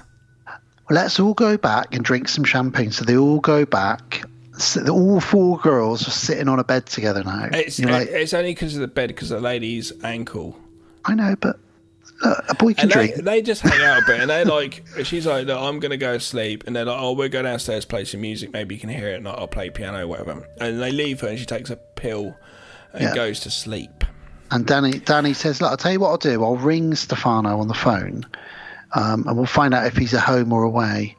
And she rings, and there's no answer. But then the doorbell goes. See, if just like this is it. At this point here in the movie, I was like, this is weird. When are we going to get these ladies killed? Because there isn't that much of a movie left, and all these ladies are going to be killed off, and it's normally sporadic, isn't it? Yeah. Kill scene every maybe 15 minutes or something. So this was like, well, when's this going to happen? And it's at this point here, it's such a weird choice. And I like it and I don't like it, because I would have liked the what I'm saying with just them being sporadically killed than what we have here. But go ahead, explain. Well, I was going to say, just while you're talking about that, I guess there's a plus and a negative to doing it all in this filler, is that it would have felt a little bit too much like Black Christmas. But then is that a bad thing as well? Do you know what I mean? Think all the girls... I don't think that ever came up to it. I would say possibly, if anything, it's for budget reasons. Yeah. I do like it and I don't, because it's basically we're then thrown into the lady who sprained her ankle's head. The audience are thrown into her head because she's knocked out and gone to sleep. She doesn't know what happens. In a moment, we're not going to, after you say what happens, we have a cut point and we don't know what happens either. So in that sense, I guess we're the same as her, but the reveal isn't as good as it could be if that is a choice in the morning when she does realise. Do you know what I mean? Yeah. Well, the doorbell goes and, it's Stefano. Oh, he's dead and he's got a staff around him and he's being strangled. And then we see some gloved hands behind him. And that's kind of all we see, other than in the morning, just before Jane wakes up, we see Stefano being buried in the garden outside. And then Jane wakes up because she took some badass sleeping pills that put her to sleep. She wakes up. It's the next day. She says it's 11 a.m. Girls, where are you all? Well, at this point, as audience members watching the film, we don't know either. Like I was just saying, we literally don't know what happened. I was like, is that a mistake? What's going on here? Like, we see a black gloves and we know it's not Stefano. Basically, we're being told it's not Stefano, boom, they're dead. It isn't black gloves. You still don't know who is the killer. So we're still assuming now, I guess, Doctor, we're trying to put across. Yeah, and we don't know what happened. So we wake up, she wakes up, and we're, along with her, we're almost waking up to the film going, well, what happened? She calls out for the other girls and there's no answer. And she finds Ursula and Katia both dead. She screams. She finds Danny, who's dying and then dies in her arms. And then she hears somebody outside the front door. So she goes off and hides. And in walks someone with a fucking hacksaw. This ain't good, is it? No, it's quite good. It's quite a disturbing thing for her. I don't. Later on, the second time we see the hacksaw, we hear the sound effects more. The first time we don't. I think they should have put the sound effects a bit more of cutting on bone in the first instance. There's an amazing shot where she peeks and she just sees her friend's arm moving, and she knows it's because it's being sawn. Yeah, that's a great shot. She don't have to show anything. The killer doesn't even realise at the moment that there's another person in there. No, she assumes that.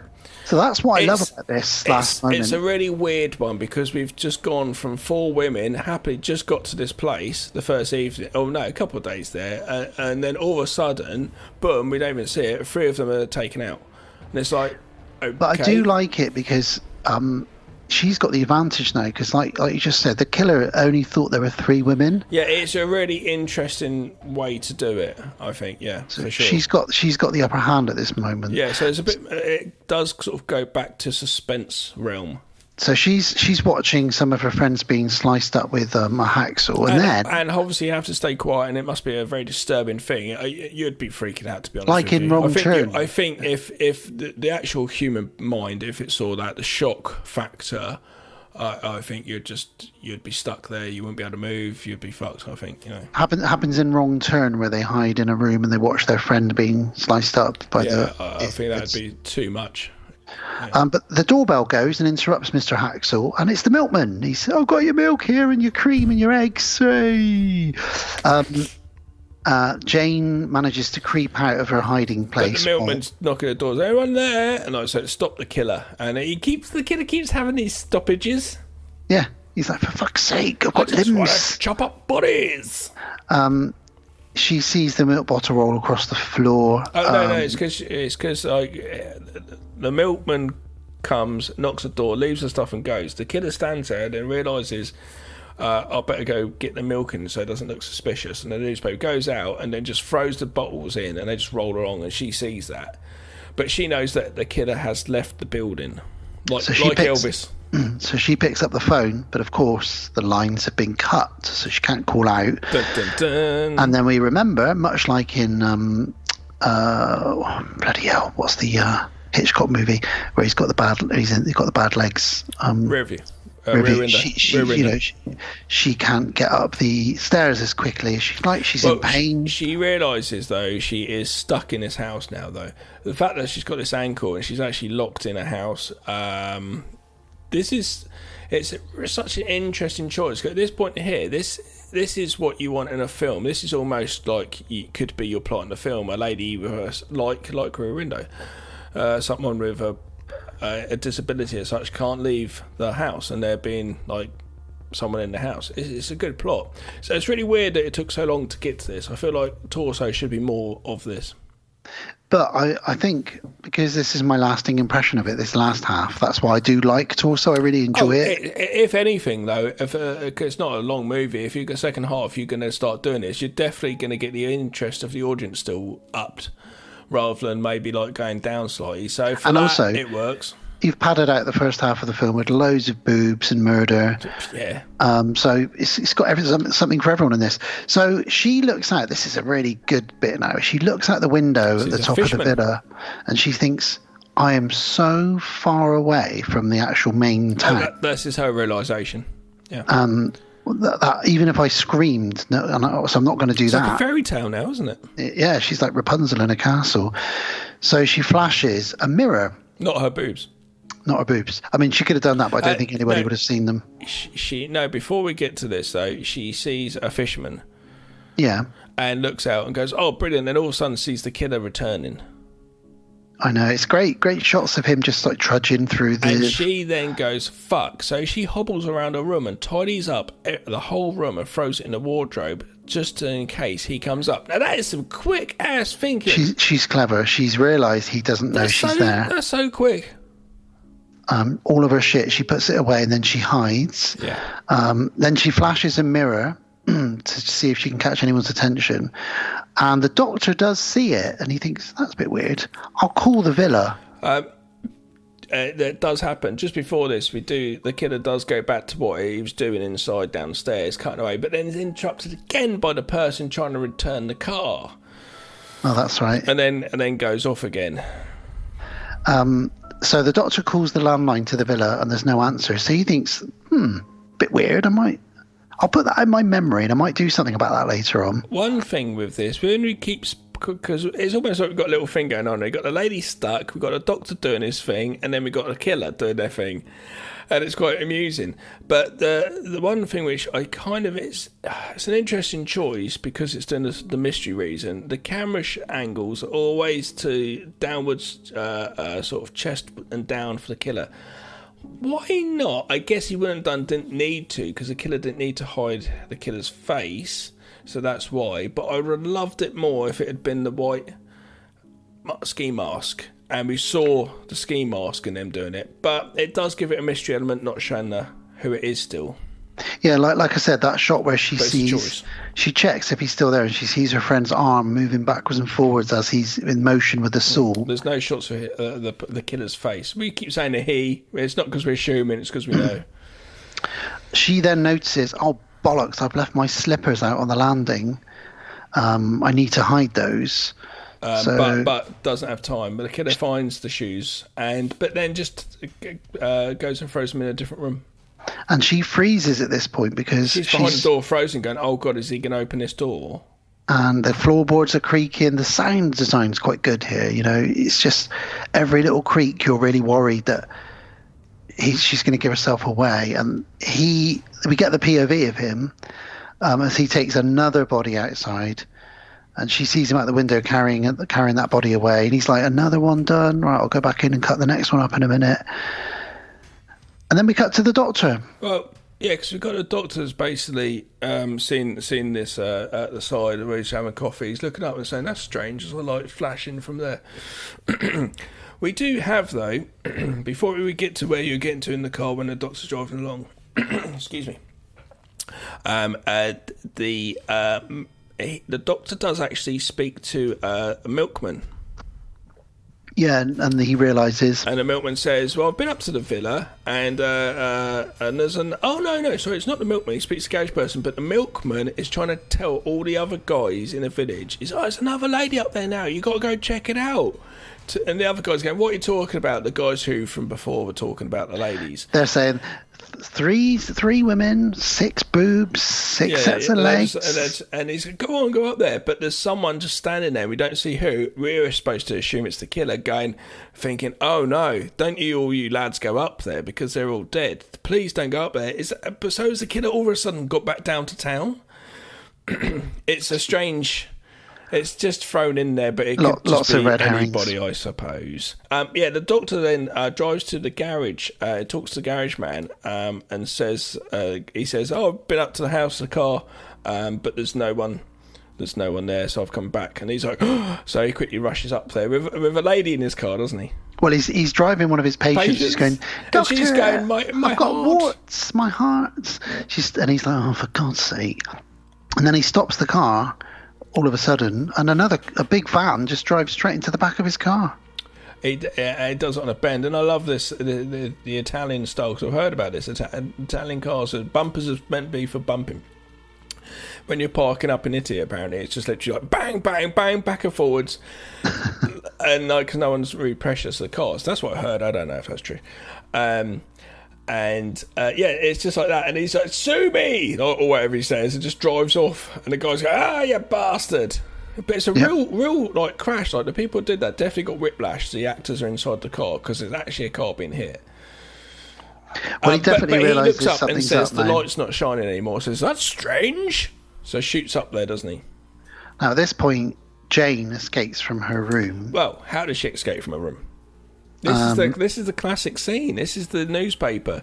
So I'd never seen this before. First time I've seen it. She puts some newspaper underneath a door, pushes the key out for the key to land on the newspaper and put the newspaper through. I'd never seen this first time I watched this. And I was like, "Oh, what an obviously easy way of doing it, but very creative in a sense. A very simple, creative thing." I love simplicity. It's been done so many more times since. I'm sure. This is the first time. And I was quite interested. I was like, "That's really cool what she's doing." I realised that, and I was like, "Oh, the key didn't go on the newspaper." Then all of a sudden we just see the black glove put the key on the paper because the killer wants them to open the door.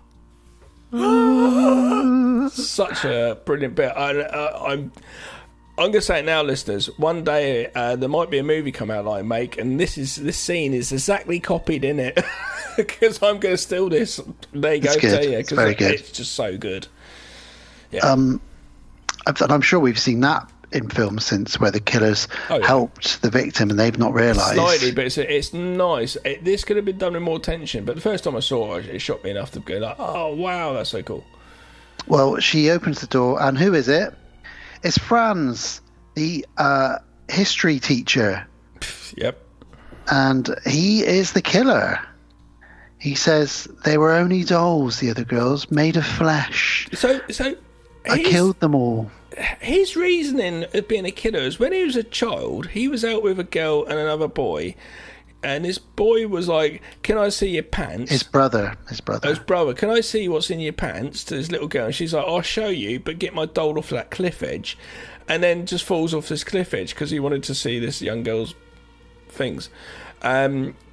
And this is the catalyst for him being a killer. Yeah, because after it's because he thinks women getting using their bodies to get what they want is somehow the message in this film. And then he's got dolls mixed in with that because it was a doll that killed his brother. And then he had another incident, which was the opening scene where he was lulled into a threesome with 2 women who then blackmailed him by taking pictures of it. He then killed them. And he's since then been going on a killing spree because he hates women, loves dolls. It's a really odd movie, really, because you've got to think about how many men are perving over women this continuously. And then, obviously, this is about a killer who doesn't like women using their sexuality to get what they want. I suppose it does work, but it's interesting. You can really get into it and really deep. We're not good. He says to her, "I know I'm not normal." Well, yeah, you're not, mate. No, you're killing people. You're fingering people's eyeballs and slicing people up. That's it. You don't even need a slicing, just fingering eyeballs. It's just not right. He pulls out his scarf, his little dainty scarf, but... Dr. Kung Fu to the rescue! And they have this amazing fight now, struggle, then they chase out to the barn, they have a bit more of a fight. Fight on a cliff top. And then there's an amazing bit where the Doctor runs through the air and basically does a Jean-Claude Van Damme double front kick into Franz, knocks him over, and then they fight a bit more, and then someone falls off a cliff, but we don't know who. We don't know who, and then she's waiting. And the doll, which gets flown off the cliff, is brilliant. Oh, it's so bad. I love it when a mannequin comes up. I love a mannequin being thrown off a building. I know Bo Ransel always talks about this as well on his shows. But yeah, there's something funny about the floppy arms of a mannequin. It's the joy of cinema, I think. Absolutely love it. And it's been parodied in films like Naked Gun and that, I should imagine. I've seemed to remember using ridiculous dolls. But yes, it is the Doctor that saved the day. He steps out of the darkness. Yeah, well, she sees the killer at first, and somehow it must be in her mind, and it changes, and it's the Doctor. And he's a hero, and he ends by putting his arm around her and saying, I told you things were meant to be. I told you there was a destiny, and maybe me and you should. And he basically ends by perving on her. Even though he just saved her from a serial killer, he cannot resist saying to her, maybe after, you've got over all this and all your mates have been murdered, maybe after that we could hook up. Do you fancy hooking up now? Should we do it right now? Do you want to do it in the barn? It's after a message that is trying to be told in this film about men are basically cunts, and to women, because they just generally are most of the time, unfortunately. And I do apologise for the men out there who do these things, but trying to put that kind of message across, and all of a sudden at the end he saves a day, like the man saves the day, and then the man says, come on then, let's go get it on because I'm horny. It's like, that shouldn't have been the ending there. Like, the man can save the day, I guess, but... Welcome to the world of Giallo. Not then can I now go get my dick sucked. It kind of defeats the message I feel it's trying to put across. Anyway, it is, though, if you go sit back and watch a horror movie, the fact it's called Torsos are fucking great. And the tagline, when whores met saws, it's not really brilliant because those ladies aren't really actually whores. No. Anyway, it's a good tagline. Maybe double a bit build. not PC anymore, but When it was released in America, it was double billed with the Texas Chainsaw Massacre at drive-thrus. Yeah. So you go and see them together. They're not really the same film. Not really, no. But yeah, I give it thumbs up. It's a brilliant giallo. It ticks the boxes for giallo.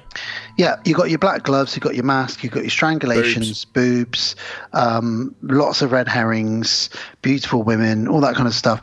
It's Tarantino.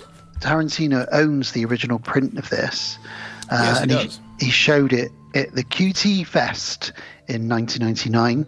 I expect he's showing it at New Beverly, his cinema as well. And Eli Roth says it's his favourite giallo of all time, and influenced him somewhat when he made the Grindhouse and Hostel movies. It's very good giallo. It's a very good example of a giallo. It's very early giallo. It's early 70s. I feel like giallo really didn't come into... And I'm quoting that documentary, All the Colours of Giallo. It really wasn't until Argento started getting involved where the blueprints really started coming in with the leather gloves and all the kind of stuff. But this definitely is a great one. It's the second time I've watched it. I enjoyed it even more this time around, picking it apart. And actually, I'm glad I've watched it twice now because I understand the plot. It was hard to understand the first time I watched it a couple of years back. So thank you, Kevin, for that one. That was a really good one. Yeah, it's good. It's good to review it. And talking of black leather gloves, here he is. Bill Murray has walked in the room in these red stilettos, black leather gloves. He's smoking with a cigarette holder. He's being as a giallo Italian woman as he can be, and that is a hell of a bush you've got there. It's just sticking out of his pants and everything, isn't it? That is crazy, Bill. I guess that takes us into World of the Strange, Bill. Is that why you're here? Unless you're going to strangle me with that scarf. Don't look at me like that. Just take us into the... What, Gav? Tell him. I'm staying out for today. It's all up to you. Okay. Let's do it. Hi, welcome back to World of the Strange.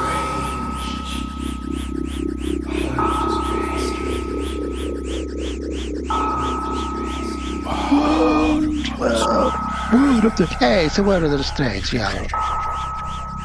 Right, so thankfully Bill is sitting across from me in a white balaclava. This is very weird. And he has said, today is a news roundup. We've got a roundup. We've got a few little stories for you, Gav. And I'm going to tell you the headlines for each of them, and you can tell me which one you want to do first, okay? So we can either discuss bad dads, first of all, a bear attack, sloths, or a little monster. Get the bad dads out of the way, because I don't like bad dads. Okay, bad dads. So if you ever wonder whether you're a bad dad, you know, if you, oh God, I shouldn't have told them off, I've made them cry. You're not as bad a dad as this guy. A man in Kentucky has been put in prison for 9 years. Didn't want to pay child support. So what he did was, he hacked into the government system and hacked into multiple systems and networks, and basically put himself down as deceased. What a cunt. He's got the fact that the cunt's got hacking skills, but he wants to use that so he doesn't pay for his children to survive and live. What a cunt. He basically was, everyone thought he was dead for a few months, and then he was spotted, and then it was all found out, and then because he'd only done it on the majority of government systems, there was a few that caught him out. So he's been in prison for 9 years. And also, what if the ex-wife or whatever found out about this and just thought, oh fuck it, and just took him out to the woods and shot him? Oh yeah, double jeopardy. And he'd be like, but it's like, no one to know, you're dead. 'Cause that's what happens in that film, Double Jeopardy, which is quite a good film actually, where the girl, the wife, her husband, she tries to kill her husband in self-defense, goes to prison, gets out, and the double jeopardy is you can't go to prison for the same crime twice. So she hunts him down because he was abusive, and she kills him properly that time.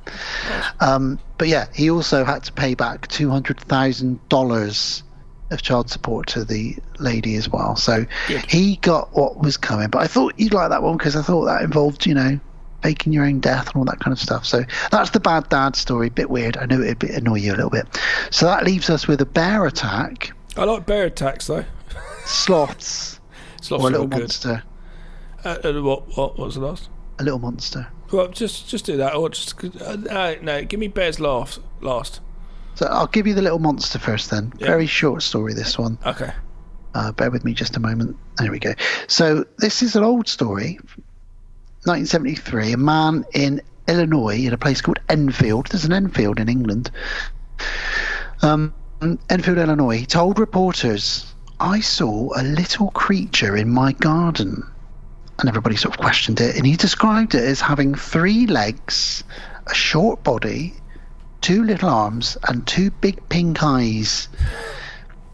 The police came out, and they found scratches on his back door and footprints in the soil that looked like a dog's foot, but with 6 toes. Okay. And he said to reporters, if they find it, I guarantee they'll find more than one of them, and they're not from this planet, I can tell you that. Just came across that story today, and I thought, that's an interesting little one. How does he know if they find out they can find more, they're not from this planet? How does he know they're not from this planet? Could be from this planet. Because he's mental. I guess. He's been smoking too many things. He's been taking mushrooms. But anyway, that was the little monster story. That leaves us with sloths or bears. Sloths.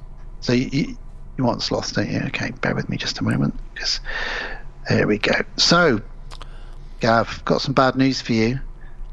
We've had the coronavirus. Have we got the slothovirus?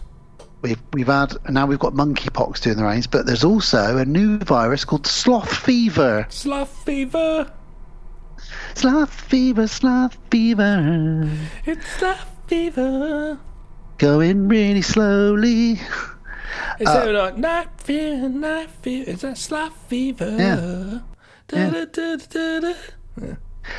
More than 20 cases of Oroposhi virus or sloth fever have been found in people coming back to the US from Cuba.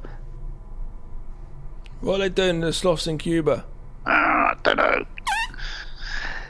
20 people coming back to the US from Cuba have been infected with a virus transmitted by bugs in sloths.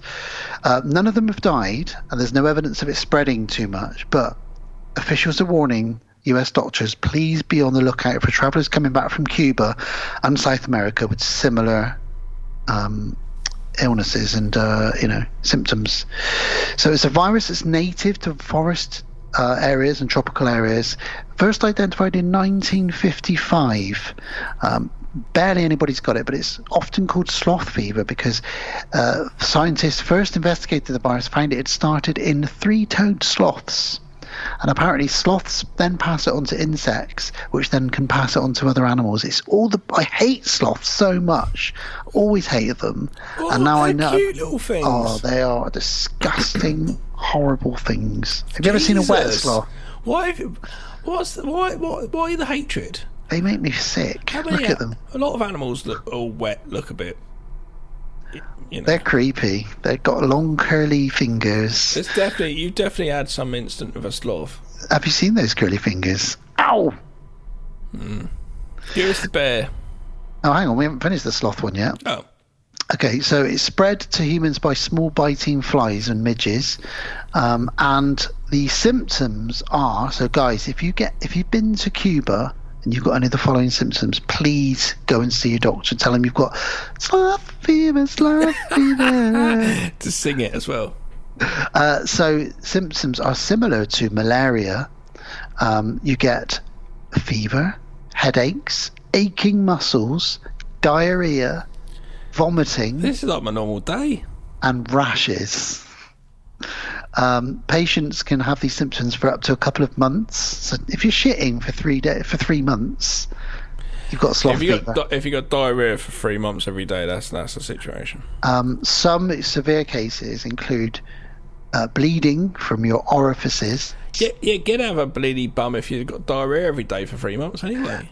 No one as yet has died of sloth fever. No one's died of it yet, and as yet there are no vaccines either. I'm not trusting vaccine. But it can be.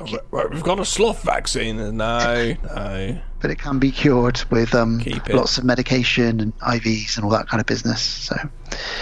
So yeah, there's sloth fever for you. I thought you'd like that one. Oh, ways to prevent it is if you go to Cuba, wear long sleeve shirts and trousers rather than shorts and t-shirts to prevent the bugs from biting you. Handy travel tip there, ladies and gents. If you're off to Cuba, long trousers. Long trousers and long sleeved shirts. Okay. You don't want sloth fever. I was more gutted, really. I was hoping that story would mean like you started becoming like a were sloth. Were sloth. That would be a good, Their along sloth. the lines of Where like, sloth. Their sloth. Like it would be like Zombeaver. Yep. Sloth Fever, in fact, would be a good title for a film. But there we go. All right, here we go. Here's the last story. Bears. Oh yeah. A mum survived a bear attack during her jog thanks to a hair clip. Vanessa. Well, let's go through this. So Vanessa, out on a hike in Canada, on a local campground. She's been there many times before, and she was with her dog as well, a German Shepherd called Luna. She turned a corner on a little jog, and she came face to face with three bears. Gav. Fuck. 3 bears. She said, I didn't realise at the time there was a 4th bear behind me. I was about to say it's a bit of like a Goldilocks thing going on here, but yeah, not with the 4th. 4 bears. What is the 4th one doing? I bet it's bent over so she's going to fall over it. Got her. Let's see her porridge. The dog ran off and chased the 2 smaller bears. Nice one! No. It chased the 2 smaller bears away. Cool. which I believe to have been like juvenile bears, like younger bears, leaving the male bear in front of her, which charged at her. Wow. She said, I picked a tree, got behind it, and hoped the bear wouldn't be able to get to me, but it took me down. It picked my head up in its mouth, and I ended up being thrown to the ground. I felt like a rag doll. The bear's claws were digging into my back, and it bit my arm almost off at one point. Oh, God. I just kept thinking all the way through, I'm not ready to leave my 2-year-old behind. I'm not ready to leave my husband behind. I don't want to die. Then it bit down onto the back of my head. Yeah, and go on. Go on, what were you going to say? When that happens, you can apparently, from watching shows and stuff, people, it's happened to them, like, you can really feel, like, you can hear your skull, like you're really hearing your head when it happens. Well, as it bit down, her hair clip exploded, like the spring and all the plastic, into the bear's mouth, which really scared the bear.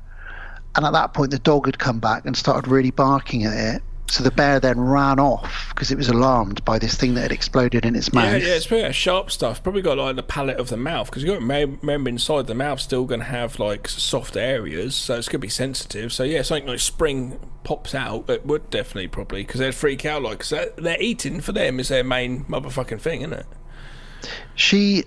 While she was being attacked by the bear, by the way, she also was resourceful enough to call 911 on her Apple Watch. While she's been thrown around, been bitten in the head, she's managed to how can I help today? Bear attack right now! My head is in its mouth. Right now! Yeah. She had to stay in hospital for 2 weeks. She had a broken arm, 30 stitches on her skull, stitches on her back, stitches on her arm, and her ear was almost had to be replaced, like sewn back on. But she did say, I'm very shocked, but I know I'm very lucky. Thanks to my dog and my hair clip. No one knew what happened to the fourth bear, the one that was just sort of perving on the whole thing. Well, but she said, I like to perv on slaughter. We've since found 3 bears matching the description in the area, and we've put 2 of them down, so they have to kill them when they attack humans like this. It's really sad, but they have to. Yeah. Well, the trouble was, though, the larger bear, probably the mum or whatever, and the cubs, was it cubs? Well, they were younger, but they were like not little. They were still pretty big. Oh, okay. I was going to say, but it's then still, if it's a parent there, it's looking after its young. That's why it's done that. That's exactly the reason. Well, they're now on high alert in the area for the remaining 2 bears. Well, that's recent then. Yeah, this was August. This is this year. Well, it's a shame they had to put the bears down, because I don't feel that was, This is 2 weeks ago. Oh wow. Yeah. But yeah, I thought that was, we all love our bears and bear attacks, and she was very lucky that her dog and her hair clip saved the day. Really. Good boy. Reminds me of the dog in Bad Moon. Yeah. Saving the day from the werewolf. But dogs are very good. Apparently, the most sort of the more the love you give your dog, the harder it will fight for you. Oh. Apparently. Well, I think if I could, I'd feed the bad dad to the bears. Yeah. And then give him sloth virus. Yeah. And then get the little monsters come out and do little monstery things on him. What's that going to be? Going in his orifices. Oh, with the sloth fingers as well. Well, there we go. That's a funny little World of the Strange for today. Just a little roundup of little stories from around the world. I hope you enjoyed that. Remember, guys, if you go to Cuba, as I've said, I can't stress it enough, wear long trousers. Socks up, long trousers. Don't want to get sloth virus. No. Well, Billy, Bob, do you want to take us out of here? Bob, get us out of here, and then we're going to go to a trailer. I said Bob Murray. Billy Bob. Yeah, and I'll go for trailer for Tenebrae. Spy. Okay, let's go. That's all the time we've got for this week on World of the Strange. Next week, though, Gimme Ira. Hairless pets. Weird.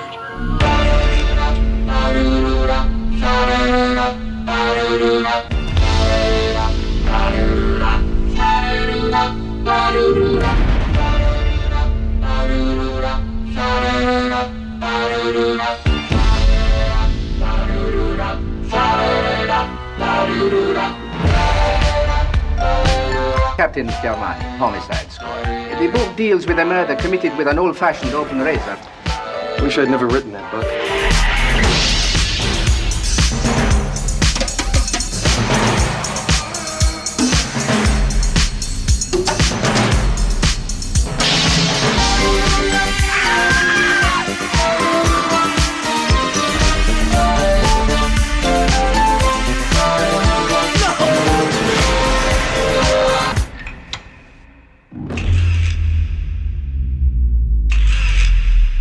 Tenebrae from 1982, rated 18, hour and 41 minutes. An American novelist visiting Rome to promote his latest book is stalked and harassed by an obsessed fan who is committing a string of murders that appear to be tributes to his work. Essentially what we find out is the killer is kind of doing what's in his latest novel, isn't it? Indeed. Which is a trope we have seen. We have seen that in some of these films before. We have, and this is quite a meta film again in some ways, in that Argento was getting a lot of flack for his, so say, treatment of women in films. So he channeled that into this story of Peter Neal, the writer, who was getting flack for his treatment of women in his books, in his giallo books, where women are slaughtered in horrible ways. So Argento channeled that into this, and it's interesting though, because Dario is adores women in a beautiful, like loves them in a beautiful way. I don't think as in.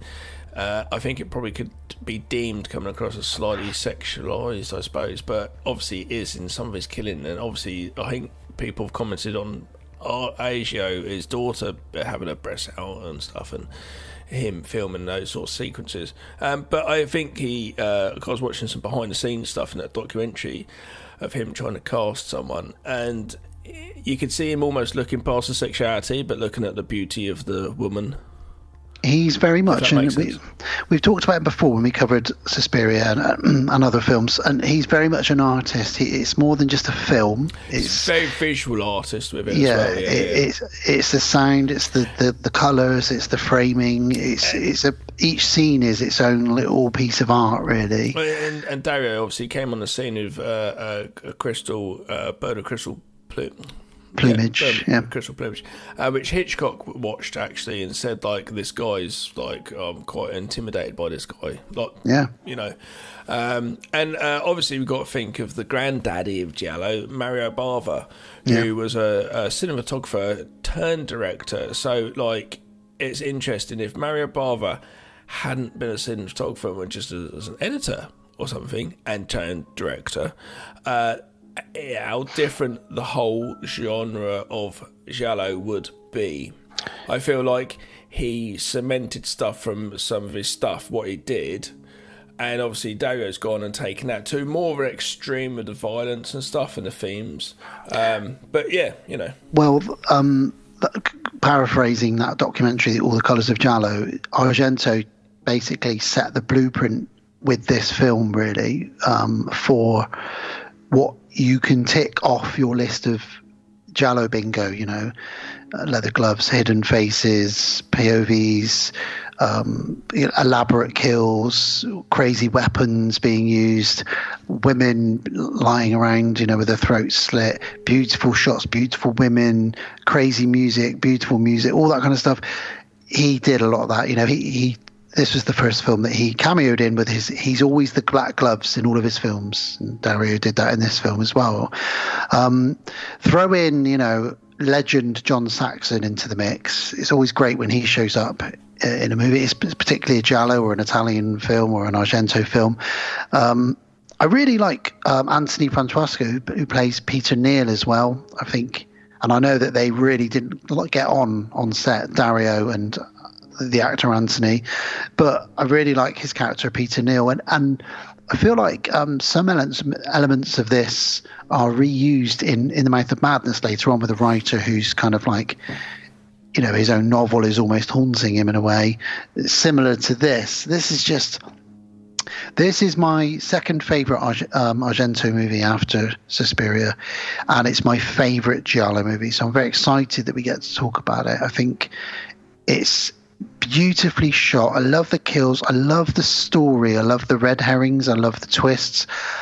I really absolutely adore the soundtrack. The Goblin soundtrack is phenomenal here. Everything about it, this is almost a perfect film for me. It's wonderful, absolutely wonderful. And it's funny here and there, silly little funny moments with John Saxon and his hat. And it's a pretty crazy twist, but it kind of makes sense really towards the end. We'll discuss that. Yeah, because I know, obviously, watch it, listeners, if you haven't seen it, because we will spoil it. I was watching it with Sarah, and we both knew who the killer was. But it's been so long since I've seen it, I was like, hey, are we sure it's that him? Because how's that? You know, how's that possible? He's not even there. He's on the airplane. How could he be killing someone? You know, it is a bit. Yeah. Anyway. But that's because he's not the original killer. I know. Yeah. Which is nice actually. That kind of. It is nice. You've got someone where you start doing the killing, so they've laid down the fact that there's a killer, but then you kill the killer. Spoiler, we're going to get into it, and then you carry on doing the killing, but that's being blamed on the original killer. And then it's all because, again, much like the previous film, torso of a childhood trauma. And that's really interesting because, like, if the police get hold of you, they're like, well, I wasn't there. I was at a party, a 5-day-long party when those other 4 people were killed. Loads of people saw me. I'm on CCTV cameras. You know, do you know what I mean? You could pull this off today. Yeah. Let's do it. No, let's not. No, I need to kill multiple people. So we start off with, I believe, Dario Argento reading from the fake book Tenebrae, which is Italian for the darkness. So if anybody wants to know. Very quickly, Goblin, just amazing. Goblin score over the top. It's powerful. It's like as powerful as it is in Suspiria, you know. Yeah, I really, this is one of the best soundtracks. Yeah, and I'm pretty sure I've got it on vinyl. I've got one of these on records. I think it's Tenebrae.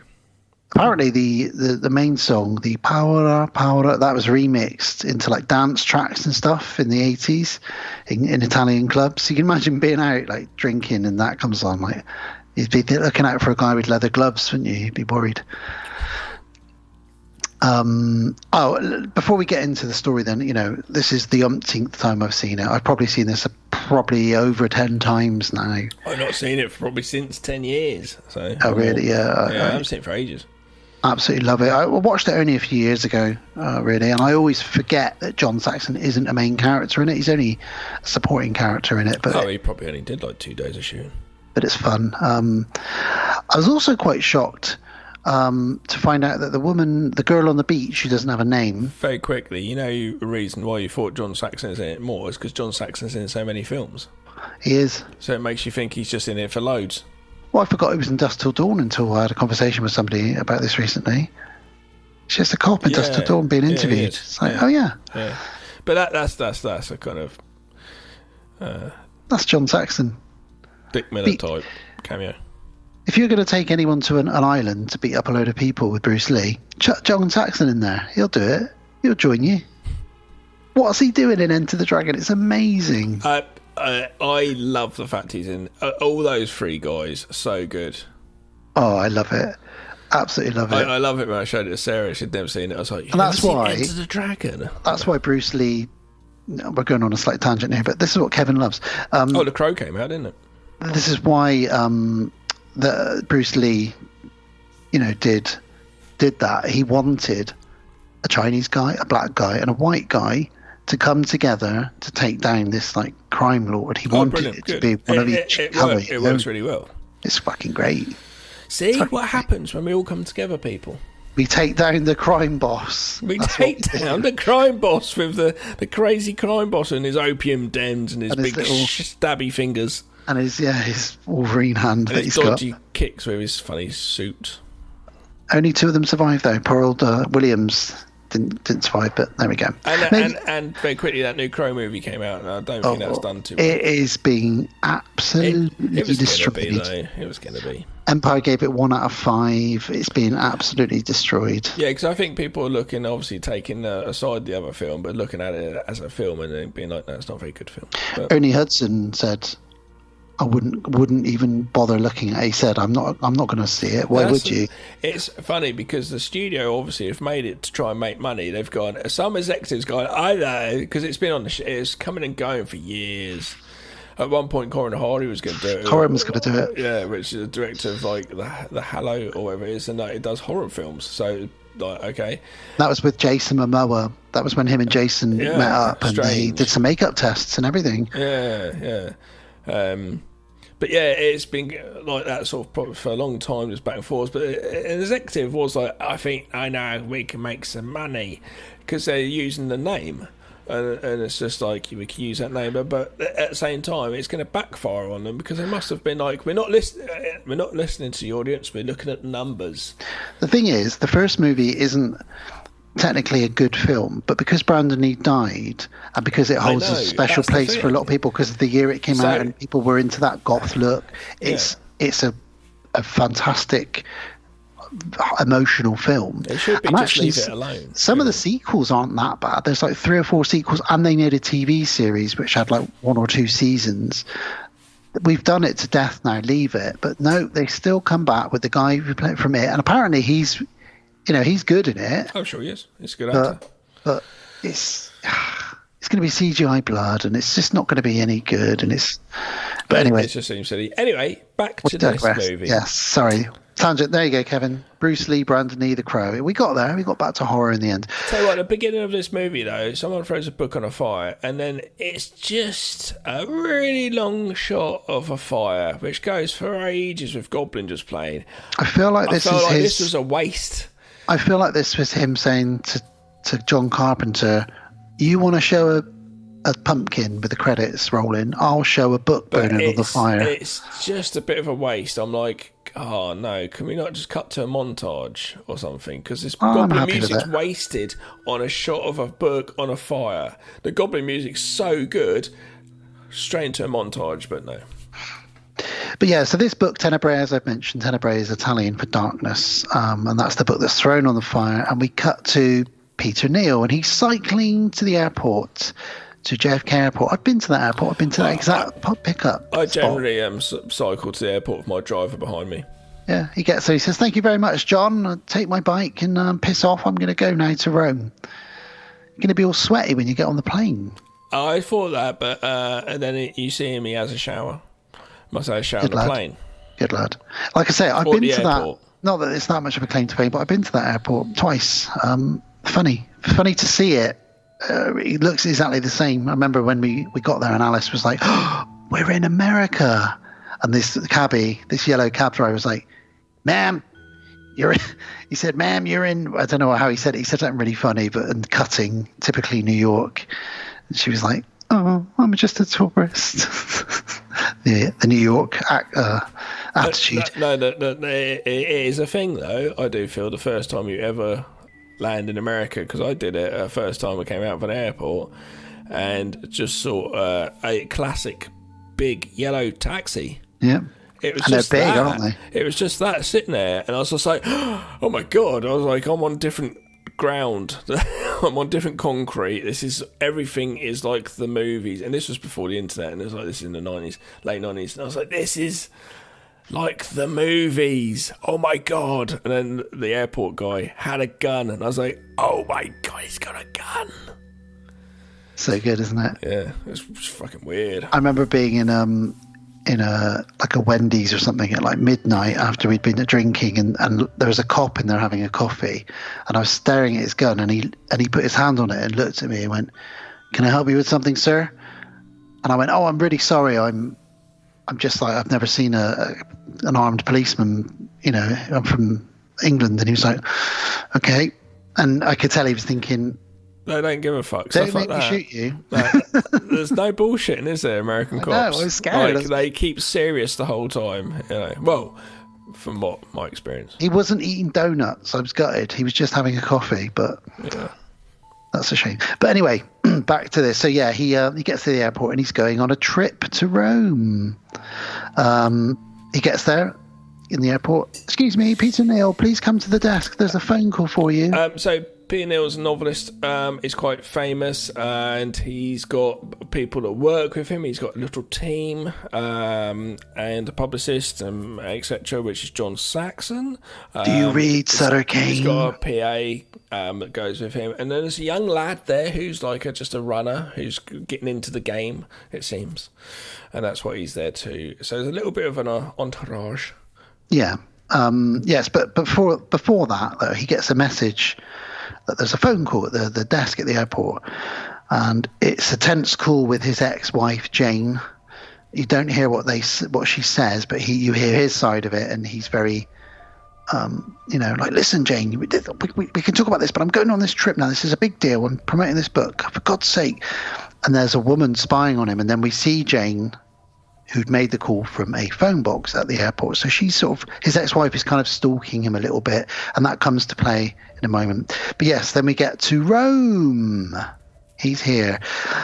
Girl picks up Tenebrae in a department store. She steals it, doesn't she? Oh.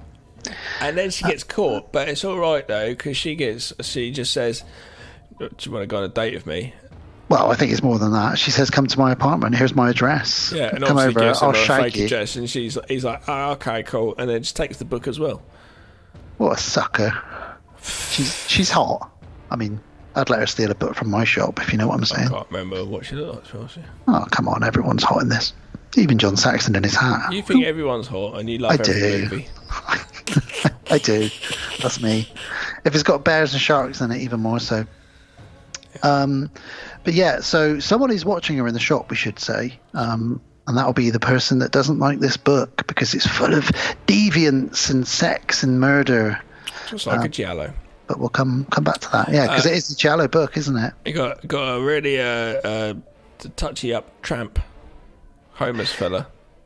Yeah, she gets on the back of a bike, and she gets dropped off home, and this guy comes through the fence like a zombie from Night of the Living Dead or something. He's like, and she's like, get off me. And then she sort of runs away from him, and he chases her a little bit. So she batters him, doesn't she? She kicks him, batters him, and runs away from him. She slams his fingers in the gate of her apartment block, and he's like, ah! You almost expect him to get chopped off. It's so full. He must be on meth. So full on. And then she runs inside, and some glove hands grab her straight away. Yeah. But basically, the glove killer is there, and force feeds her some pages of Tenebrae.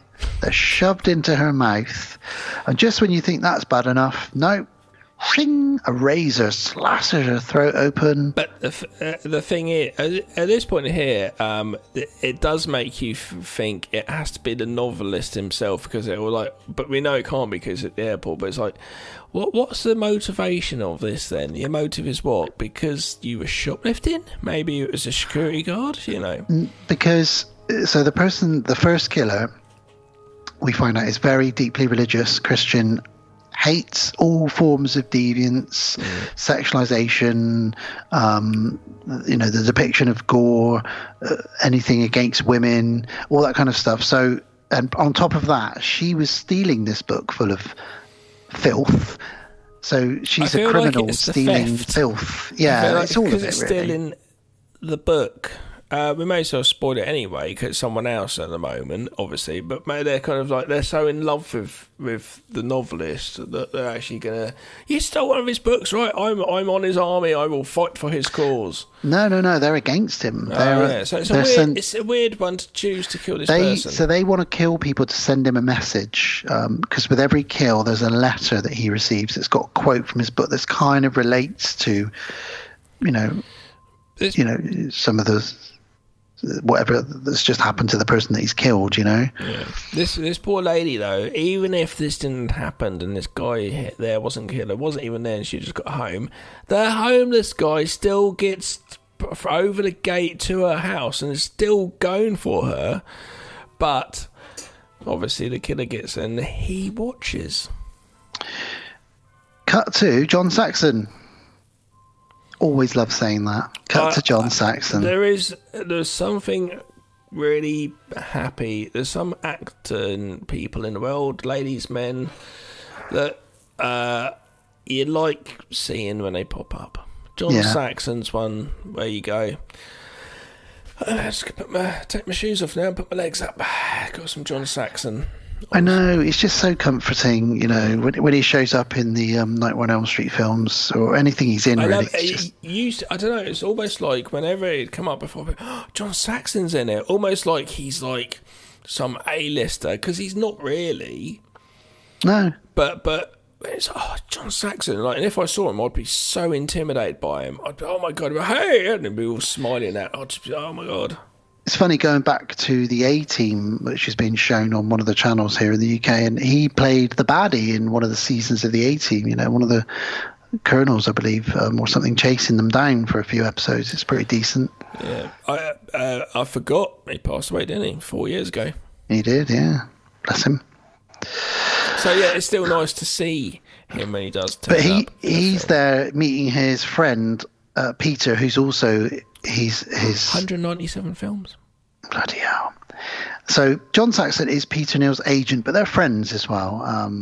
And he says, you know, you've got an interview to give. Let's go to a bar. Very quickly with John Saxon, also in Mario Bava film as well. He was, yeah. So it's quite nice that he's done these Italian films, and it was a thing to do at times when you're in America, like Clint Eastwood, exactly the same. Go over to Italy or Spain or wherever and do a European film. It's a very, very common thing for American actors to do. And because they thought this film, Tenebrae, would do well, they actually filmed it in English and then they dubbed it into Italian for Italy. So Italy, even though the film was made in Italy, they dubbed it over for Italy. I bet the Italians were like, what is this? But yeah, so they go off and... a woman shows up who says, you know, can I ask you something? Are you sexist? You know, why do you write these books? And it turns out he's a giallo writer, and he's basically doing what Argento's had to do throughout his career and defend why he does what he does, the way he writes, his art, and all that kind of stuff. And then the kind of that, it's a bit tense, but that's the kind of the end of that, really. And then he says to John Saxon, why are you wearing that hat? And he's like, this hat? He's like, doesn't it come off your head when you sort of move around? He's like, watch this. And he does this weird head movement. This is...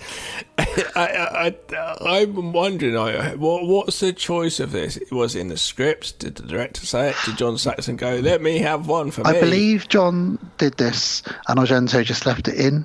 So John Saxon just rotates his head in 360 manner over and over, but really... widely because and you can tell because Peter Neal is the guy he's the agent for, looks at him like almost laughing, and he just walks off. It does look like St. Laurent Hardy, you know, it's quite comical. But yeah, he's got the number one book in the world at the moment. More Abbott Costello. He's like Sutter Kane. He's got the number one book at the moment, and that's why he's promoting. He's gone to Rome to promote Tenebrae, and they go to meet Anne, who is his secretary. By the way, we had an interviewer saying that his book was sexist. Yeah, just mentioned that, but that's fine. It's fine. Everyone's used to it by now. So Anne is his secretary, and there is a little bit of a sexual chemistry between them, but they, you know, other than one scene, nothing much happens. They've been working together for years. And then she says, "Oh, by the way, this is Johnny." And Johnny's like, "Hello, I'm a big fan." And he's like, "Oh, great. Well, Johnny's going to be doing stuff for me." And he's like, "Well, I'm glad you're here, Johnny, because all of my fucking luggage has been ruined. So I need you to go off around Rome and buy me new pants, a new typewriter, a new watch." So poor old Johnny gets to do all the shit jobs, but he's like happy Christmas, to do it. Wouldn't it? When it turned up, be like, "Oh, what have they got me?" Ooh. It'd be like me and you sort of having to run around for John Carpenter, and he's like, "Oh, I need a new..." I don't want to run around finding John Carpenter pants. I do. I don't. You just be buying him cigarettes. What sort of pants do you want? I like to wear a tanga brief. I like my butt cheeks out. All right, John. Great.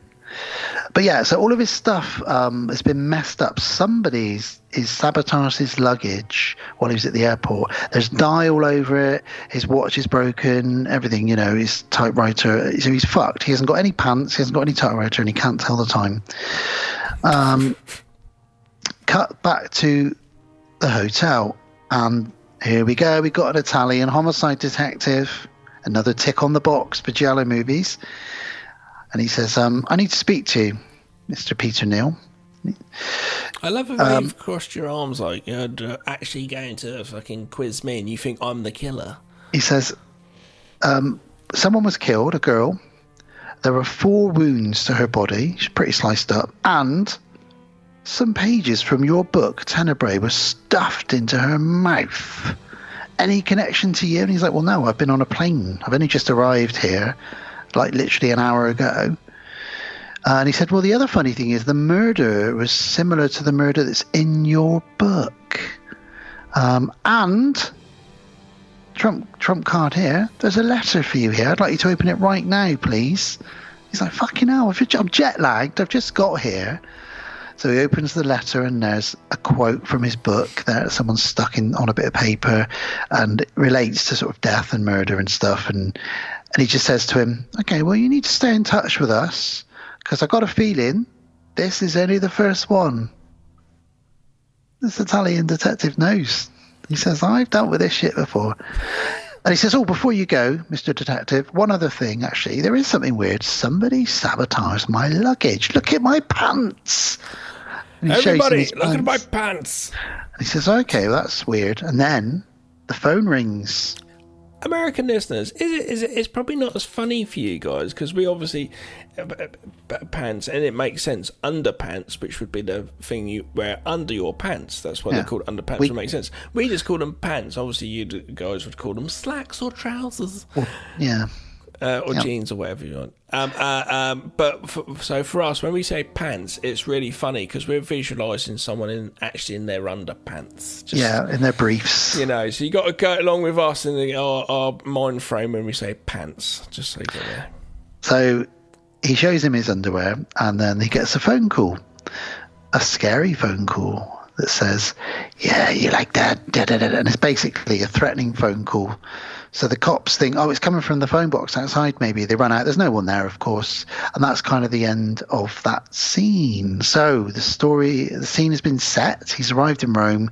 He's already had his stuff sabotaged. Someone's already died. And it's all linked to him. And he's got the cops hot on his heels. No boobs, though. Not yet. Not 19 seconds in this time, no. No, not like torso. No. We do get the first of many insert shots of somebody drinking water and taking tablets. It's never really revealed what this is related to, but and well, that's a classic Jallo then, really, isn't it? Just odd scenes just thrown in. You might as well just have a fish on the floor moving around, and then that's it. What's that got to do with it? Nothing. It's literally a red herring. Yeah. It's got nothing to do with it. Then we cut to a sexy girl. I've got a sexy arcade with nipples, lady. Well, I'm talking about the girl in the first of all, we get a sexy girl on the beach. Oh, yes, the lady. Now, this is actually not a girl. This is a man. Is it? It's transgender. What, with fake breasts? Yeah. Oh, okay. Still incredibly sexy, though. It's a really weird scene. It seems like it's a lady that wants men to all have sex. Well, it starts off with a woman and 2 boys, 2 young men. Oh, he's coughing. She's got these 2 boys. Sexy. She goes over to the beach, lies down, and the 2 guys come over to her, and then a 3rd comes over, and then a 4th comes over, and she's basically saying, "I want all 4 of you me now." She's on her knees, and it's implying that she's gonna just go on a suck off. Yeah, 4. I've only got 3 holes. I won't be back for lunch. I want to suck off on the beach. I've only got 3 holes, so one of you's going to have to wait on the side. Yeah, but then this other one comes up and just slaps her. Yeah, and that is the killer. So she sends her suckies to go and take him out. Yeah, and that is the killer. It's such so a this weird, is the killer's flashback. weird thing. Yeah. So he had this. So the killer had this weird sexual experience where he was almost in a 4-on-1 situation, but because he slapped her, she then got him beaten up and humiliated. She kicked him in the balls, and she shoved her red stiletto heel in his mouth, and that did something to his brain where he hates women and wants to go killing everyone. Yeah, it's a weird one. Yeah, it is. So there we go. Cut to the bar. Tilda. Is this a sexy arcade? Yeah, so Tilda is in like an arcade with her friend, who is actually her lesbian lover, but her lesbian lover has picked up a man, and she says, "You don't mind if I bring a man back tonight? I won't be long. I'll probably just be an hour. So if you can just wait here an hour and then come home later." Now they're lesbian lovers. Like, I'd be pretty annoyed if my hot lesbian lover was taking a man back. It might be the other sex, but it's still cheating. She gives her a kiss on the mouth to let the audience know that there's definitely more than just roommates here, and takes off this man, and then leaving this crazy moustache man to sit next to her and go, "Well, if you've got an hour to kill, I'll sit next to you and talk to you for an hour.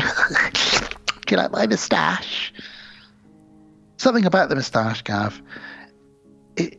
Only a few men can rock a moustache. Oh, yeah. Yeah, it's Chuck Norris, Tom Selleck, a couple of others, Tom Atkins. I've got a buddy who's got a moustache moment. He's also bought himself some clear glasses. It's quite hipster in a way. He moved to Bristol. He's been living in Bristol for 4 years now. He's got a moustache, but it's actually looking all right. Yeah. Like, I remember having a giant moustache when I filmed The Shadow of Death with you, and I had to keep I had to keep it for 3 weeks. Because we did like 2 weekends in a row, and then I think there was a third weekend I had to go back for something. But either way, I had just started becoming a trainer at my job, training up the new employees, which was like a 2-day thing where I'd take 8 people into a room, tell them all about the company, what we do. And the first time I had to do it, my boss said, "Are you going to do it with that moustache?" And I was like, "Well, I've got to keep it for next week because I'm going back filming next weekend." So they must have thought, "Who the fuck is this guy with a giant Chuck Norris moustache?" It is a big trucker moustache that I grew as well. I felt like they were in Office Space or something. It was weird. But anyway, enough about that. I wish I'd been there, because I'd imagine not two of them just looking at each other and then looking back at you. Peter and Anne, so Peter and his secretary Anne, have a nightcap and a chat, but nothing more comes of that. And Tilda gets home. Her roommate is upstairs. She's had sex. She's basically wearing just a sheet draped over one boob. And she's going, "He was wonderful. He was brilliant." And really winding up in a drunken, horrible manner her lesbian lover. Basically saying, like, "I've just had sex with this guy. He was brilliant. Why are you cross? Oh, come upstairs. We can have sex too." And she's like, "Oh, you're really annoying me. Shut up." And we get our crane shot. 2.5 minute crane shot of a wall and the roof. It goes through different windows. It's showing what's going on through the house, but there is lots of wall. Technically, it is an incredible crane shot. It is very adventurous for the time, and something which probably took a while. And obviously, like movements of certain things, his crane's going to be a bit jolty at times and stuff. Yeah, it was the first time I ever saw it. I really loved it. This time seeing it, I don't know. Maybe my life is realising that I don't have so much time in life, so you look at things a bit more and be like, it's taken a little while, come on. You know what I mean? Apparently, the reason for it is to show the vulnerability of these two girls in the house on their own, and that there's, the roof, and that someone could be scaling the wall and all that kind of stuff. And I guess the thing to admire about it is the fact that they had to get all the timing right for the girls to come to the windows and all that stuff. Now, I actually think there was a slightly better crane shot in Opera, Argento's Opera. Going downwards. Yeah, I really like that. Yeah. It's that's a very technical shot. Yeah, but Opera's later on though. This is like it's still pretty decent.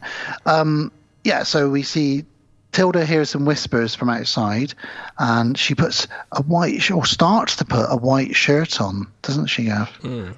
And this is that famous poster now, or the front cover for it as well. As she pulls it down, someone slashes at the white shirt, revealing her face peeping through the hole in it. Yeah. And she gets killed. Dead ski. Brown bread. Brown bread. Now, her roommate hears the crash of this, so she thinks, oh, something's happened here. I better go and see if she's all right. And while that's happening, somebody smashes the light bulb and it all goes dark. Yes. So this lady comes out, a large-bosomed lady. And she gets killed, and her head goes straight through a window. Another Argento to tick off the list. Head for a window. That's great. And yeah, that's the kind of the end of that scene, really. We cut back to our novelist, and he's getting a bit of a helping hand with his plumbing from a young lady. He kind of flirts with her a bit, and it's like, she's a little bit young for you. Before that, we do see someone developing pictures of the murder scenes, because someone took some pictures, and we see someone in a dark room developing pictures. So we know that the killer is also documenting their work as well. But yes, so the young lady is the hotel owner's daughter. And he says, oh, Peter Neal, the famous novelist, is having trouble with his hot water. Will you go up and switch his hot water on, please? So yeah, she goes up and fixes his pipes for him, as they say. Gets those pipes going again. And as she leaves, Anne comes in, the secretary, and she's like, huh, you're quick. And he's like, no, she was just helping me with my pipes. And she's like, yeah, I bet she was. But she's like 16 or something, isn't she? Yeah. She looked quite young. And he's what, late 50s? Yeah, mid to late 50s. Yeah. So yeah, there we go. But Anne, there's another letter to Peter that pops up in the hotel, because someone is outside his hotel room sneaking around to get the POV, and then he gets a letter with another quote in it. So cut to the autopsy of these bodies. The detective arrives there, and the guy says to him, yep, same razor as the last murder. I can tell you that now, the same killer that's killed all these people so far. So he's like, great, thanks for that. I'll go and phone Peter. So he phones Peter and tells him, there's been another murder. So John Saxon says, well, him and Peter say, well, we've got to go because we've got a TV interview. Dun, dun, dun. Spoiler alert. The TV interview man is the killer. Okay, so bear that in mind, people. And me, thank you, Dan.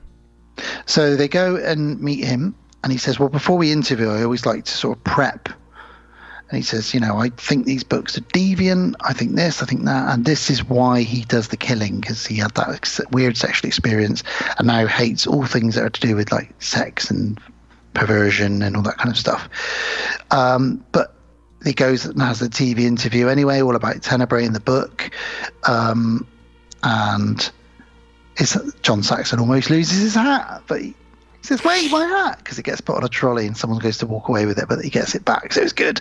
You can't start wondering, is this hat going to become like...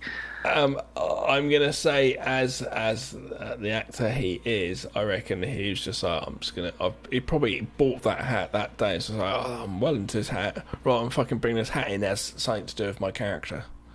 Yeah. Yeah. Well, the detective arrives and says to Peter and John Saxon, it feels like these killings are a tribute to you, which is weird. It's like someone's trying to honor you. Either that or you're in danger. So either way, please, stay in contact with us. And when they leave, Peter Neal says, I wonder if it's somebody I know. Johnny says, I'm going to go out on a date with that girl that fixed your plumbing earlier. Peter looks outside and says, I think I've just seen Jane, my ex-wife. What would she be doing in Rome?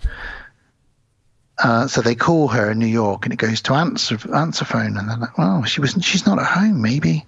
Is it her? I don't know. So again, all these red herrings getting thrown in. Anne goes outside and gets in her car. Someone with gloves, then we see them looking at photos. And then they leave, they get their razor, and off they go to work. And we then cut to some sex workers. And a gloved man approaches them. Yep. That's all we kind of see of that, really. So we're cutting all over the place here. But then the young lady's finished her date. Yeah. And a bit of an argument ensues. Yeah, and she walks off, and a great big Doberman. This is nasty, this scene. Yeah. And he loves dogs. This is another Argento tick, isn't it, really? He loves dogs attacking people. This Like the big... poor blind fella. Oh, that poor guy. His own dog ate his face. Yeah.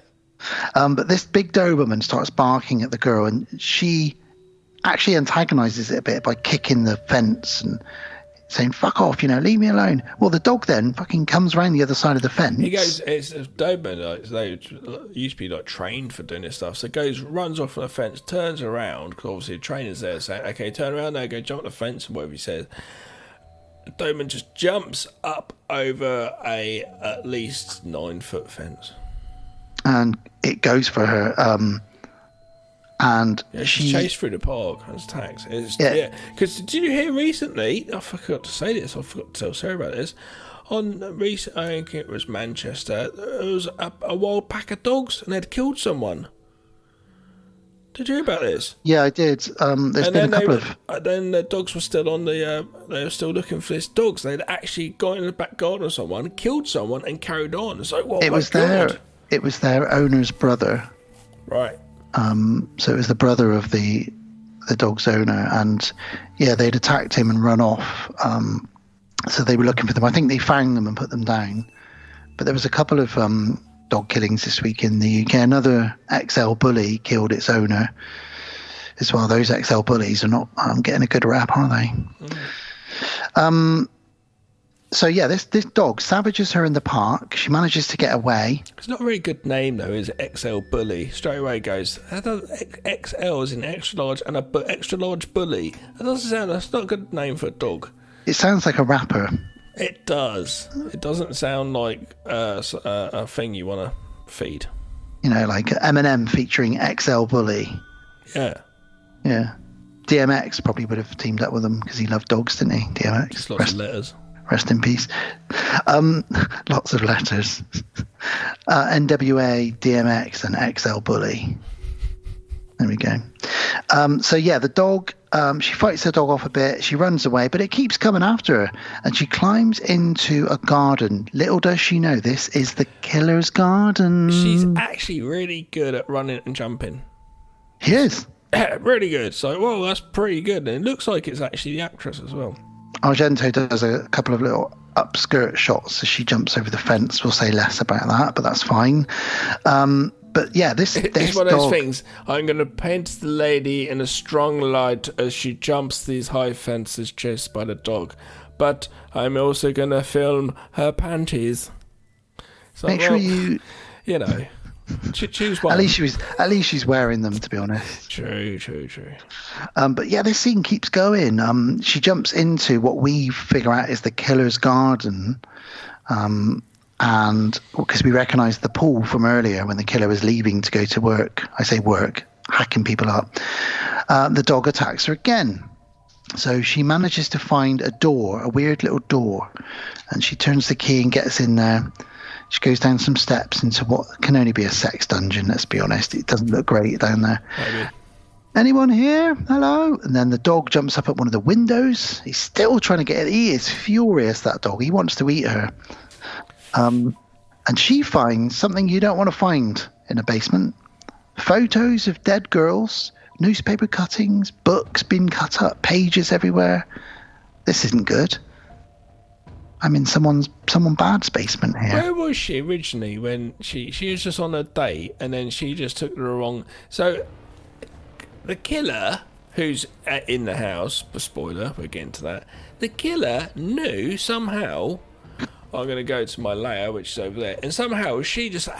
the only place she finds for Doberman chasing her, she finds the killer's lair. Now, it tracks because later when Peter Neal's looking at a map with Johnny and Anne, he says... Well, the TV guy only lives 2 blocks from here. So he does live really close to the hotel they're staying at. Why does... Because we now see there's a gloved killer in there, but why did it whisper spy? What's going on with that? Because she's broken in to his house. She's taken all the evidence, shoves it in her pockets. She tries to use the phone. And she sees someone in the shadows and you hear, spy, spy. And it's because she's spying on him, And so She shuts his hand in the door. She runs outside. He drops his razor. He picks up, and instead he thinks, "I'll grab this axe." Actually, then, and she gets an axe straight to the stomach. As you do. As you do, and it's the morning, and we get a lawnmower POV. Got a real inept gardener with lawnmower. It's just like not cutting at all properly. If whoever that gardener is, sack them. They're doing an awful job. Anyway, the camera's just looking down from the point of view of the gardener, randomly enough, going along, and then we discover a body. Yeah, we see the pages and the photos that were in her pocket, and then you see her body on the floor. So that's the next body found, and Peter has to meet up with the detective again and tells him, I've got another letter. And he looks at the quote, and the quote basically insinuates, "You're going to be one of the next ones. You're corrupted."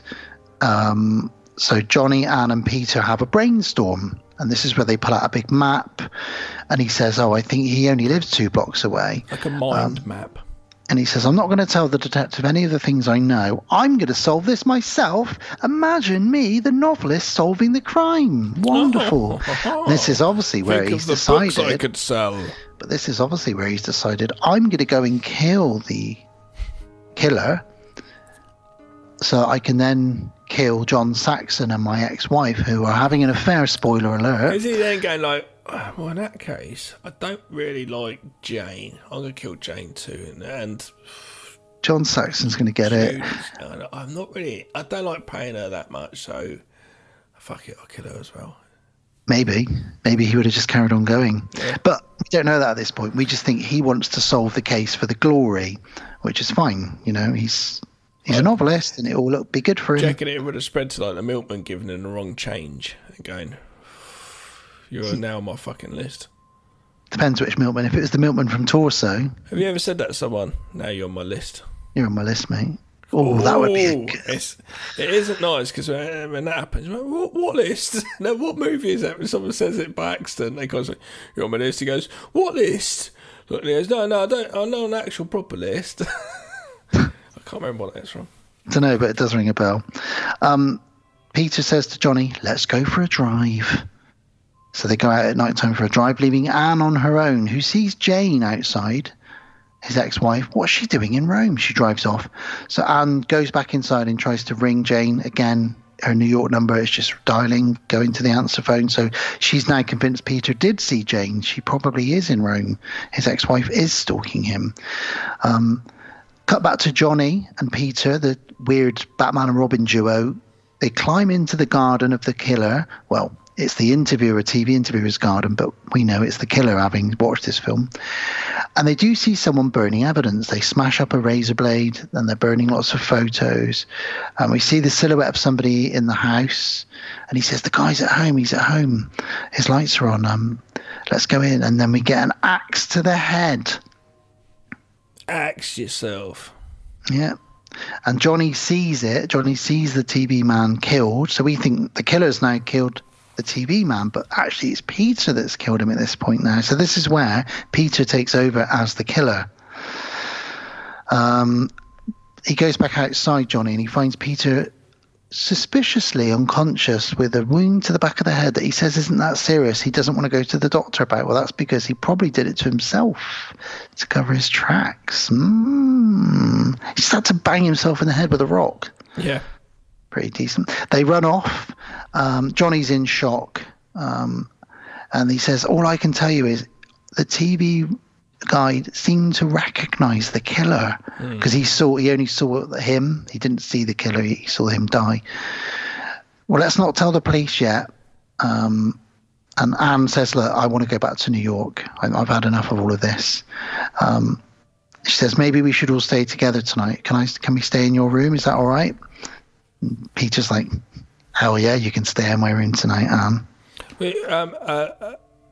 I've got to think where I am with this. We've had the kid who's gone around the back and found the killer and the novelist and the dent in his head, all that stuff. Yeah.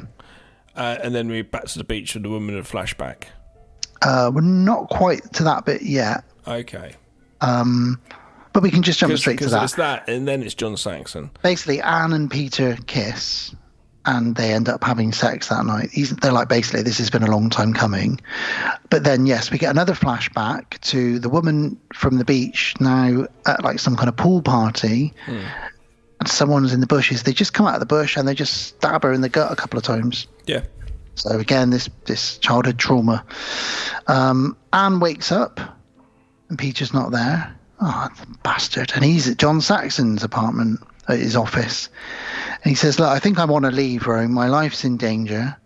And John says, no, stay. What we'll do is we'll tell the press that you've gone back to New York, and they'll all go crazy. And then you can stay here, stay in the hotel, stay inside, and then we'll reveal that actually, okay, you're still here. And it'll be great press for the book, please. So he leaves. And John Saxon has got Peter's ex-wife, Jane, in a secret little doorway in his room, and they're having a dirty little affair. Yeah, that's right. The buxom lady. Yes, he kisses her. Yeah. So the lady from the airport, the lady that damaged his bag with all the stuff, his ex-wife, and she says, I feel so dirty knowing he's just outside the room. Doesn't stop her from kissing John Saxon, though. And who wouldn't want to kiss John Saxon? I love the fact she doesn't love her fella enough to not to do that, but more that it's fun because he's there. Well, I think at this point they're broken up. Oh, okay. But why would John Saxon do that as well? Don't know. Maybe he's had the eye on her for a little while. Sorry for that noise, listeners. Bit of fart sound. Johnny and Peter decide they should go back to the house where the crime happened, where the axe in the TV man's head happened. Yeah, because it's obviously quite a shocking thing for them to see this. And see, can they get any more evidence from it? It was quite an interesting thing, that whole scene of them just turning up there, and just, I love the fact that he's just like jumps over and this kid's like, I'm just going to follow. What, you're just going to go to this, you're just going to break into a house, essentially. He says, I haven't broken into someone's garden since I was 6 years old. And you both are now doing it, and then obviously seeing the killer and stuff like that. Well, Johnny freaks out a bit and almost crashes. So Peter says, look, you go home. Yeah, because he used to help a kid's like traumatised from the other evening still. So she's trying to drive down the road and he's like, whoa. He goes through a red light. Causes a bit of a crash. So he says, all right, you go home. Leaves the crash, just makes a crash behind him and carry on. So the guy's like, oh, okay. Italian, it's something about Italian Giallo. The same happened in Torso. Someone hit the back of him and he's like, fuck off, I've got work to do. See you later. Yeah. Don't worry about it. So Peter walks on his own to the scene of the crime, and the detective says it was the same killer, we think, but different weapon this time. He used an axe, not a straight razor. It's a bit weird. And Peter's like, I wonder who it could have been. The detective finds a file on Peter that this TV interviewer had on him. He said he was obsessed with you. He knows where you were born, where you went to school, all the books you've written. It's really weird. And we should probably add in that the detective at this point is a huge Giallo fan. He loves his crime books. He reads all the books. So he's like, he's trying to figure out as well, all the way through it, like, which is how he gets tricked at the end, really. Almost like he was outwritten by the writer, which is quite clever. And that's why I love this film. It's so cleverly written. And actually, at this point, Peter quotes Sherlock Holmes to him. He says, once you've eliminated all of the possibilities, the impossible is the only solution. And he says, that's from The Hound of the Baskervilles. And he says, it is. We're covering that soon. We are covering that soon. So it's really cool that they've got a bit of Sherlock Holmes in there as well. So again, Argento wanted to throw these little elements in there because these are writers that he loves. And this is a film about writing in Giallo. John Saxon says to Jane, right, here's some new red shoes. So she's got some sexy new red shoes, which is only going to antagonise the killer who hates women in red shoes. Mm-hmm. Like a bull in a china shop. And he's waiting to meet his lover. He's waiting on the street. Yeah. Waiting. As is John Saxon when he's on the road waiting. Sees a couple arguing. It's really interesting, this scene. It really just stops for the moment, and it's just John Saxon looking around at everyday life, doing a bit of people watching. Argento said this scene is his tribute to Hitchcock. He wanted it to feel very Hitchcocky. Yeah, I completely see that, because you can imagine Cary Grant doing the same. Yeah, in the hat. Maybe that's why he got the hat, Cary Grant and all that kind of thing. Very, very true.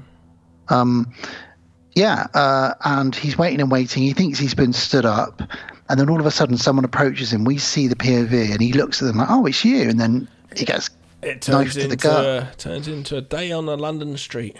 Oh, don't! He gets knifed pretty badly. He dies, and we see some red shoes walking away, and that's John Saxon killed off. Can you believe it? Yeah.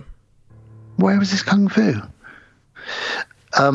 Peter gets a call, and he says to Anne, just tell him I'm not in. And he says to Johnny, right, I'm going now. I'm going to miss you, Johnny. Thanks for your help. And he says, I'd really like to work with you again in future, even though, we witnessed a murder.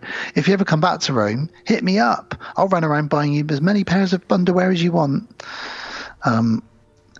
Johnny then thinks, there's a piece of the puzzle missing. I've got to go back to the garden, where I've experienced trauma and see this crime scene again. Would it be taped up? It's not, though, is it? Have the police not even been there? Is the body still there? Body's gone. Okay, yeah, so it's been it's a crime scene. You'd think it had been boarded up and, But he goes back there and he sort of, like when you go in a room and you've forgotten what you went in for, so you go back out, and when you come back in, you usually remember. He does that because he saw the TV guy saying something to the killer, but he can't quite remember what it was. So he goes back there, and this time he remembers what the TV presenter said. He said, I killed them all. It was me. So he suddenly thinks, it was him that was the killer. So who on earth killed the killer? Yeah. He gets in his car, and you know what's going to happen if you're in a Giallo movie and it's raining and it's nighttime. You get in your car, strangled from the back. Yep, someone's coming up behind you with a piece of string, and he gets. And it's raining and thunder, and it's just nice. It's almost classic Dario Argento in it. There's a lot of thundery rains, killing scenes. Yeah. Anne gets a call from Jane.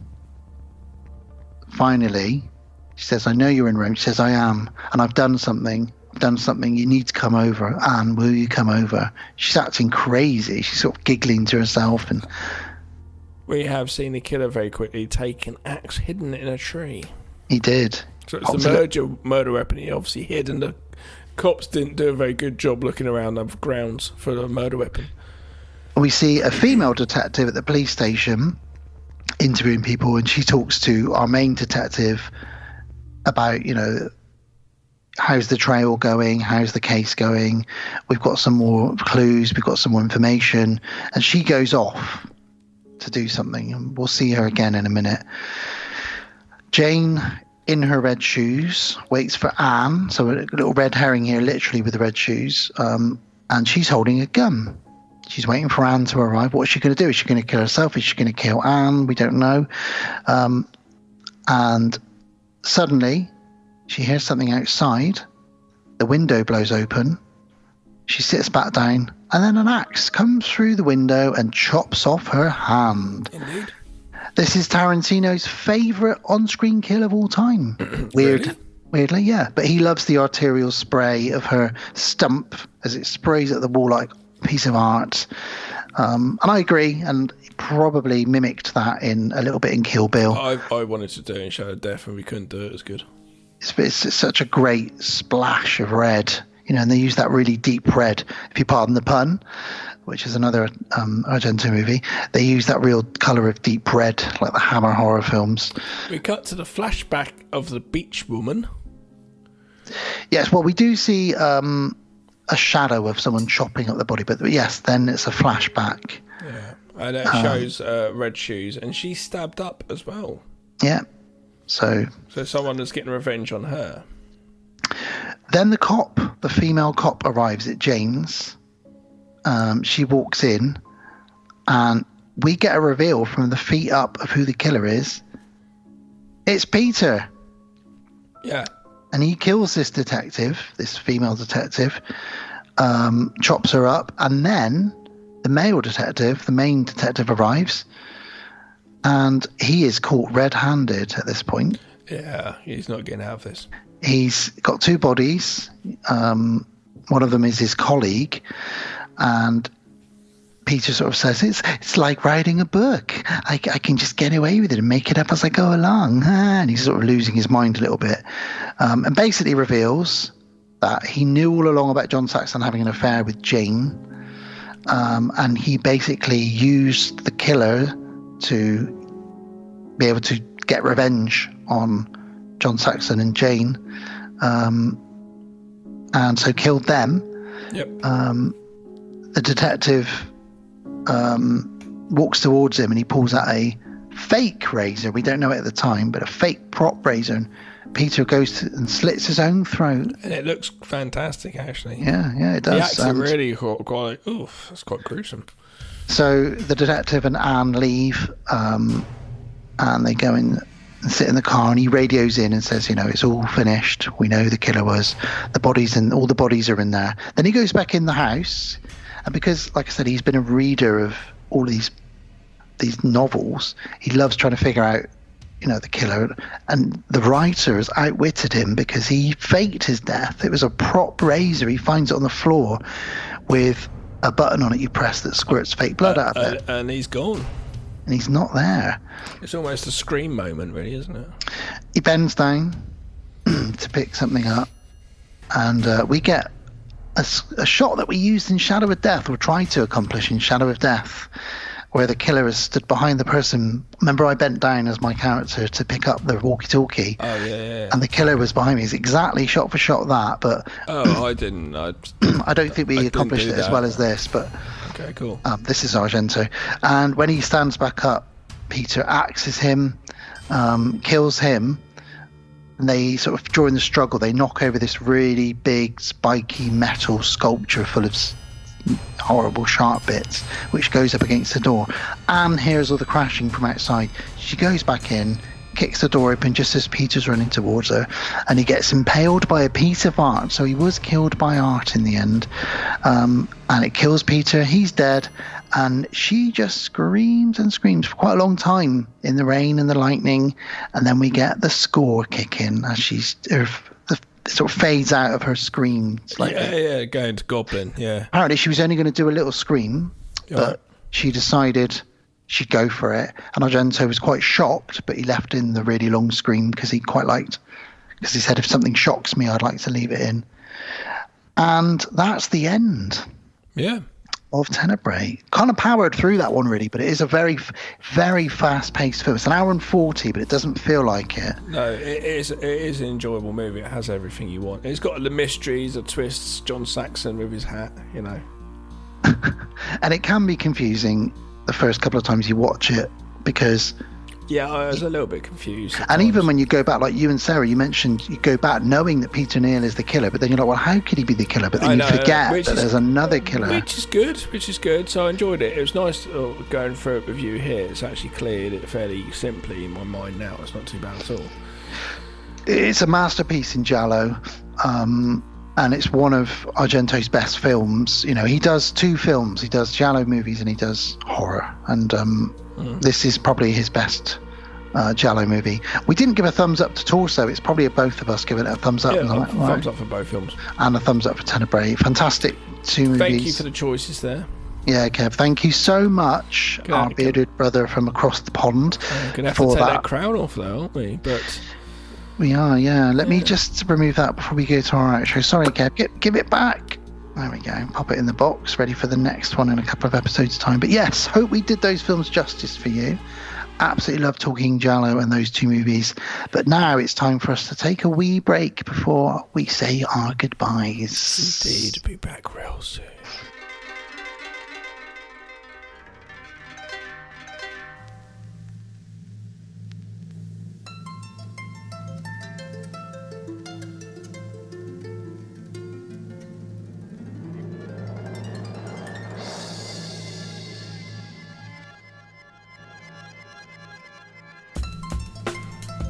And we're back. And we're back to say goodbye. Bye. Auf Wiedersehen, sayonara, or goodbye. Arrivederci. Arrivederci. As they say in Italy. Fantastic. Always love chatting Jello with you, mate. And it's fun. I love that the patrons pick these movies. You know, Tenebrae is something we should have covered in 10 years, and we haven't yet, but now we have. There's so many good movies we still haven't covered. I know. I don't know why. Well, talking of such things, let's get on to... What's next? Next. So the next episode 163, we're finishing up the Final Destination franchise. We'll be covering number 3, number 4, and number 5. So we'll be doing a triple bill for you. Yeah, I know. We can't do extended reviews of those. No, but we'll talk about the deaths and that kind of thing. So that's what you're there for, really. I'll do loose reviews of them then. Loose notes. Yeah, it'll be good. So yeah, that's what we'll be talking about with the next episode. After that, episode 164, you mentioned it earlier, we're doing another director special. As it's our 10th year, we're trying to do as many director specials, and we're doing a Terence Fisher special. Terence, Mr. Hammer Horror himself. Yes, you might not know him or his work if you don't really, look back on the Hammer films like us. We do love them. I'm a massive Hammer fan.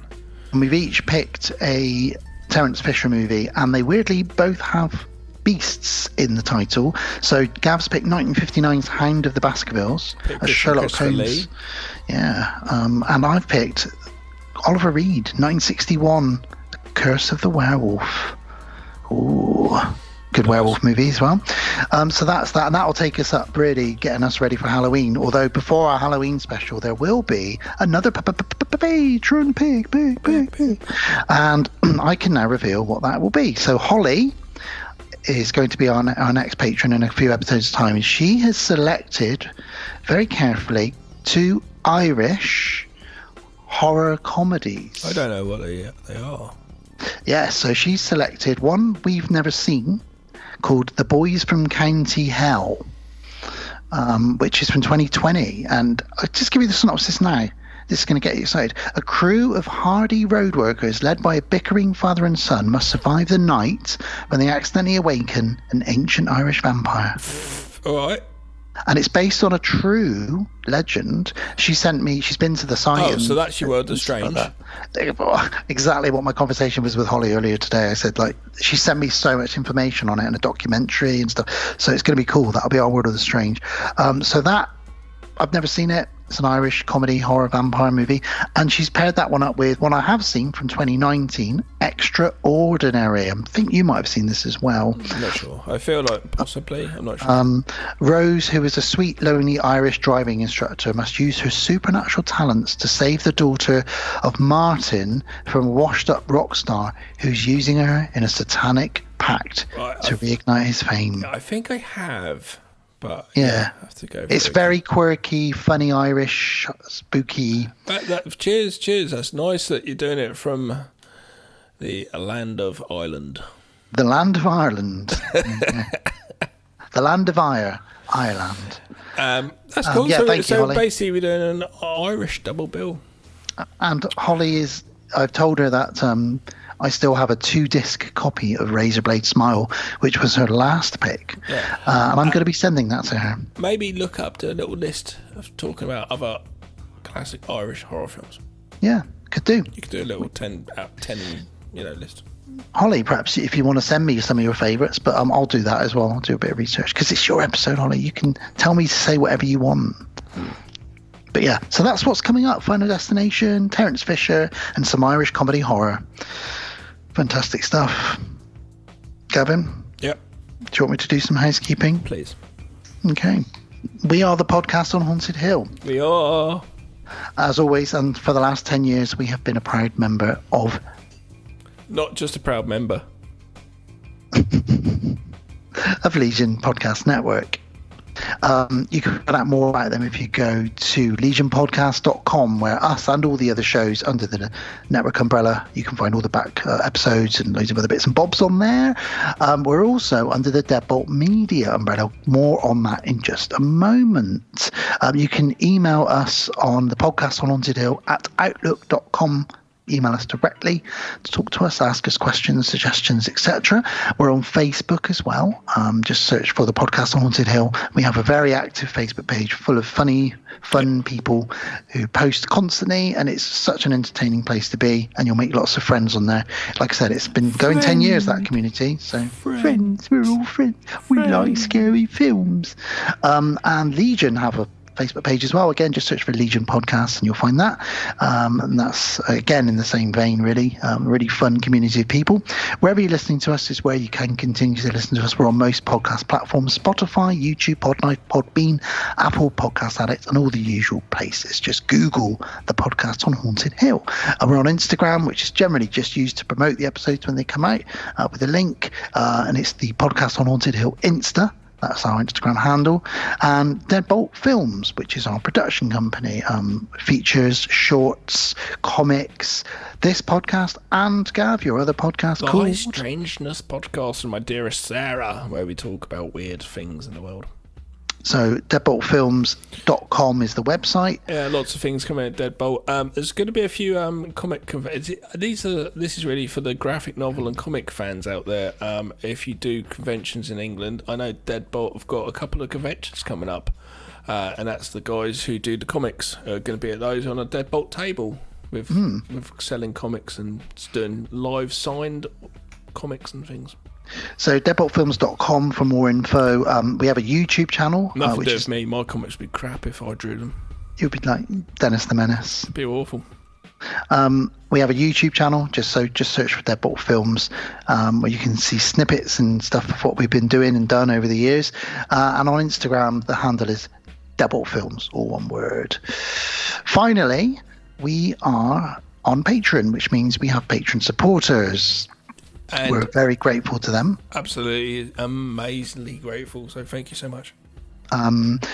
If you want to become a patron supporter for as little as £1 or $1 a month, you can support the show and help us keep things moving forward. £1.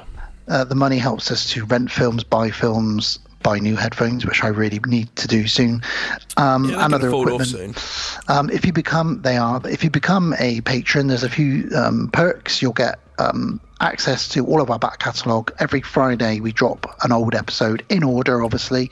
So eventually the entire catalogue of episodes will be on there. Occasionally, very occasionally, we do bonus episodes and content and videos on Patreon exclusively. It's quite good having all the other episodes. Eventually, all of our episodes on there is in like it's a doubled backup safe place. If anything was ever to happen to servers or anything went down, if you're a patron, you can go back and listen to episodes. You also, occasionally, we will drop an episode very early to our patrons as well. You'll also get a T-shirt posted to you in one of 3 colours, in the size of your choice. And you will, of course, get to have your patron pick. So every 3 episodes is a patron episode where one of our patrons, in order, will tell us the 2 films they want us to review, as long as they're somewhere in the horror, sci-fi, fantasy, cult film vein, which they always generally are.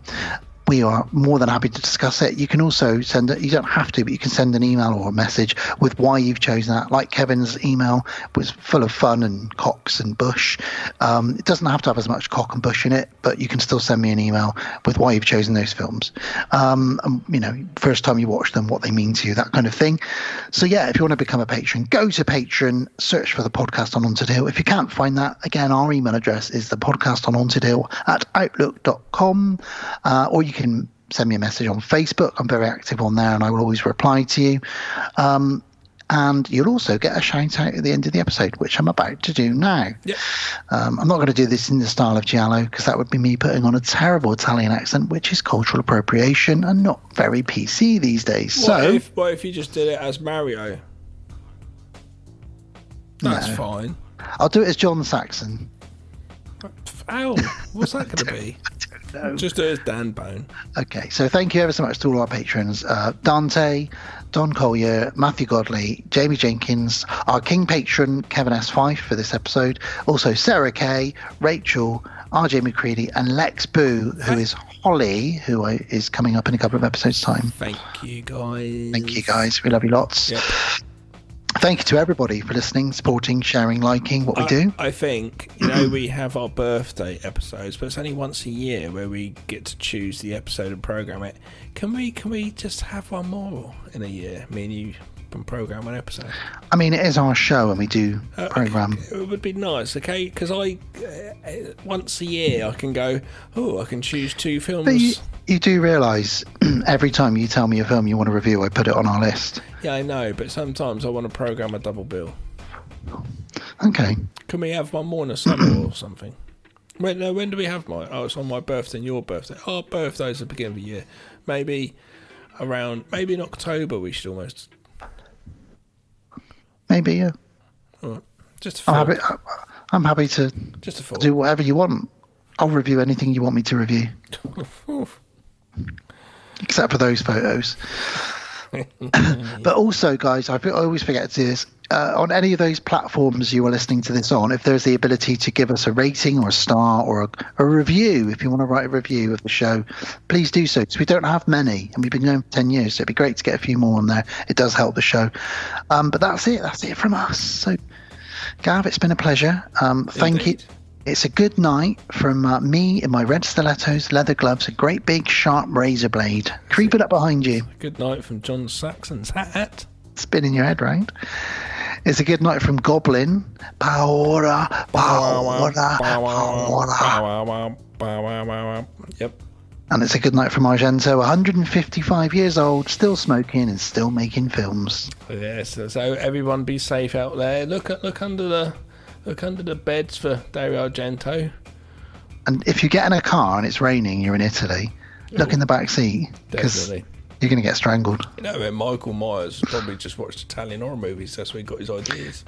To be honest, we don't have to worry. We're not sexy Italian women with our breasts out. No. It's usually those ones that get cut up in these movies. What movies do middle-aged bearded men with receding hairlines get killed? Well, the only movie I can think of is Deliverance.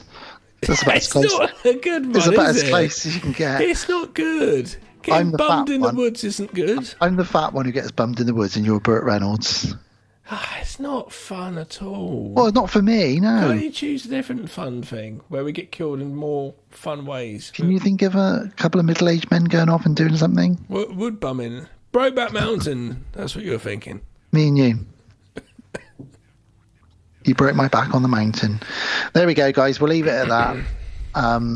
Good night and take care and ciao, Bella. Ciao, Bella. Good night. Thank you for listening to the podcast on Haunted Hill. We will be back again real soon.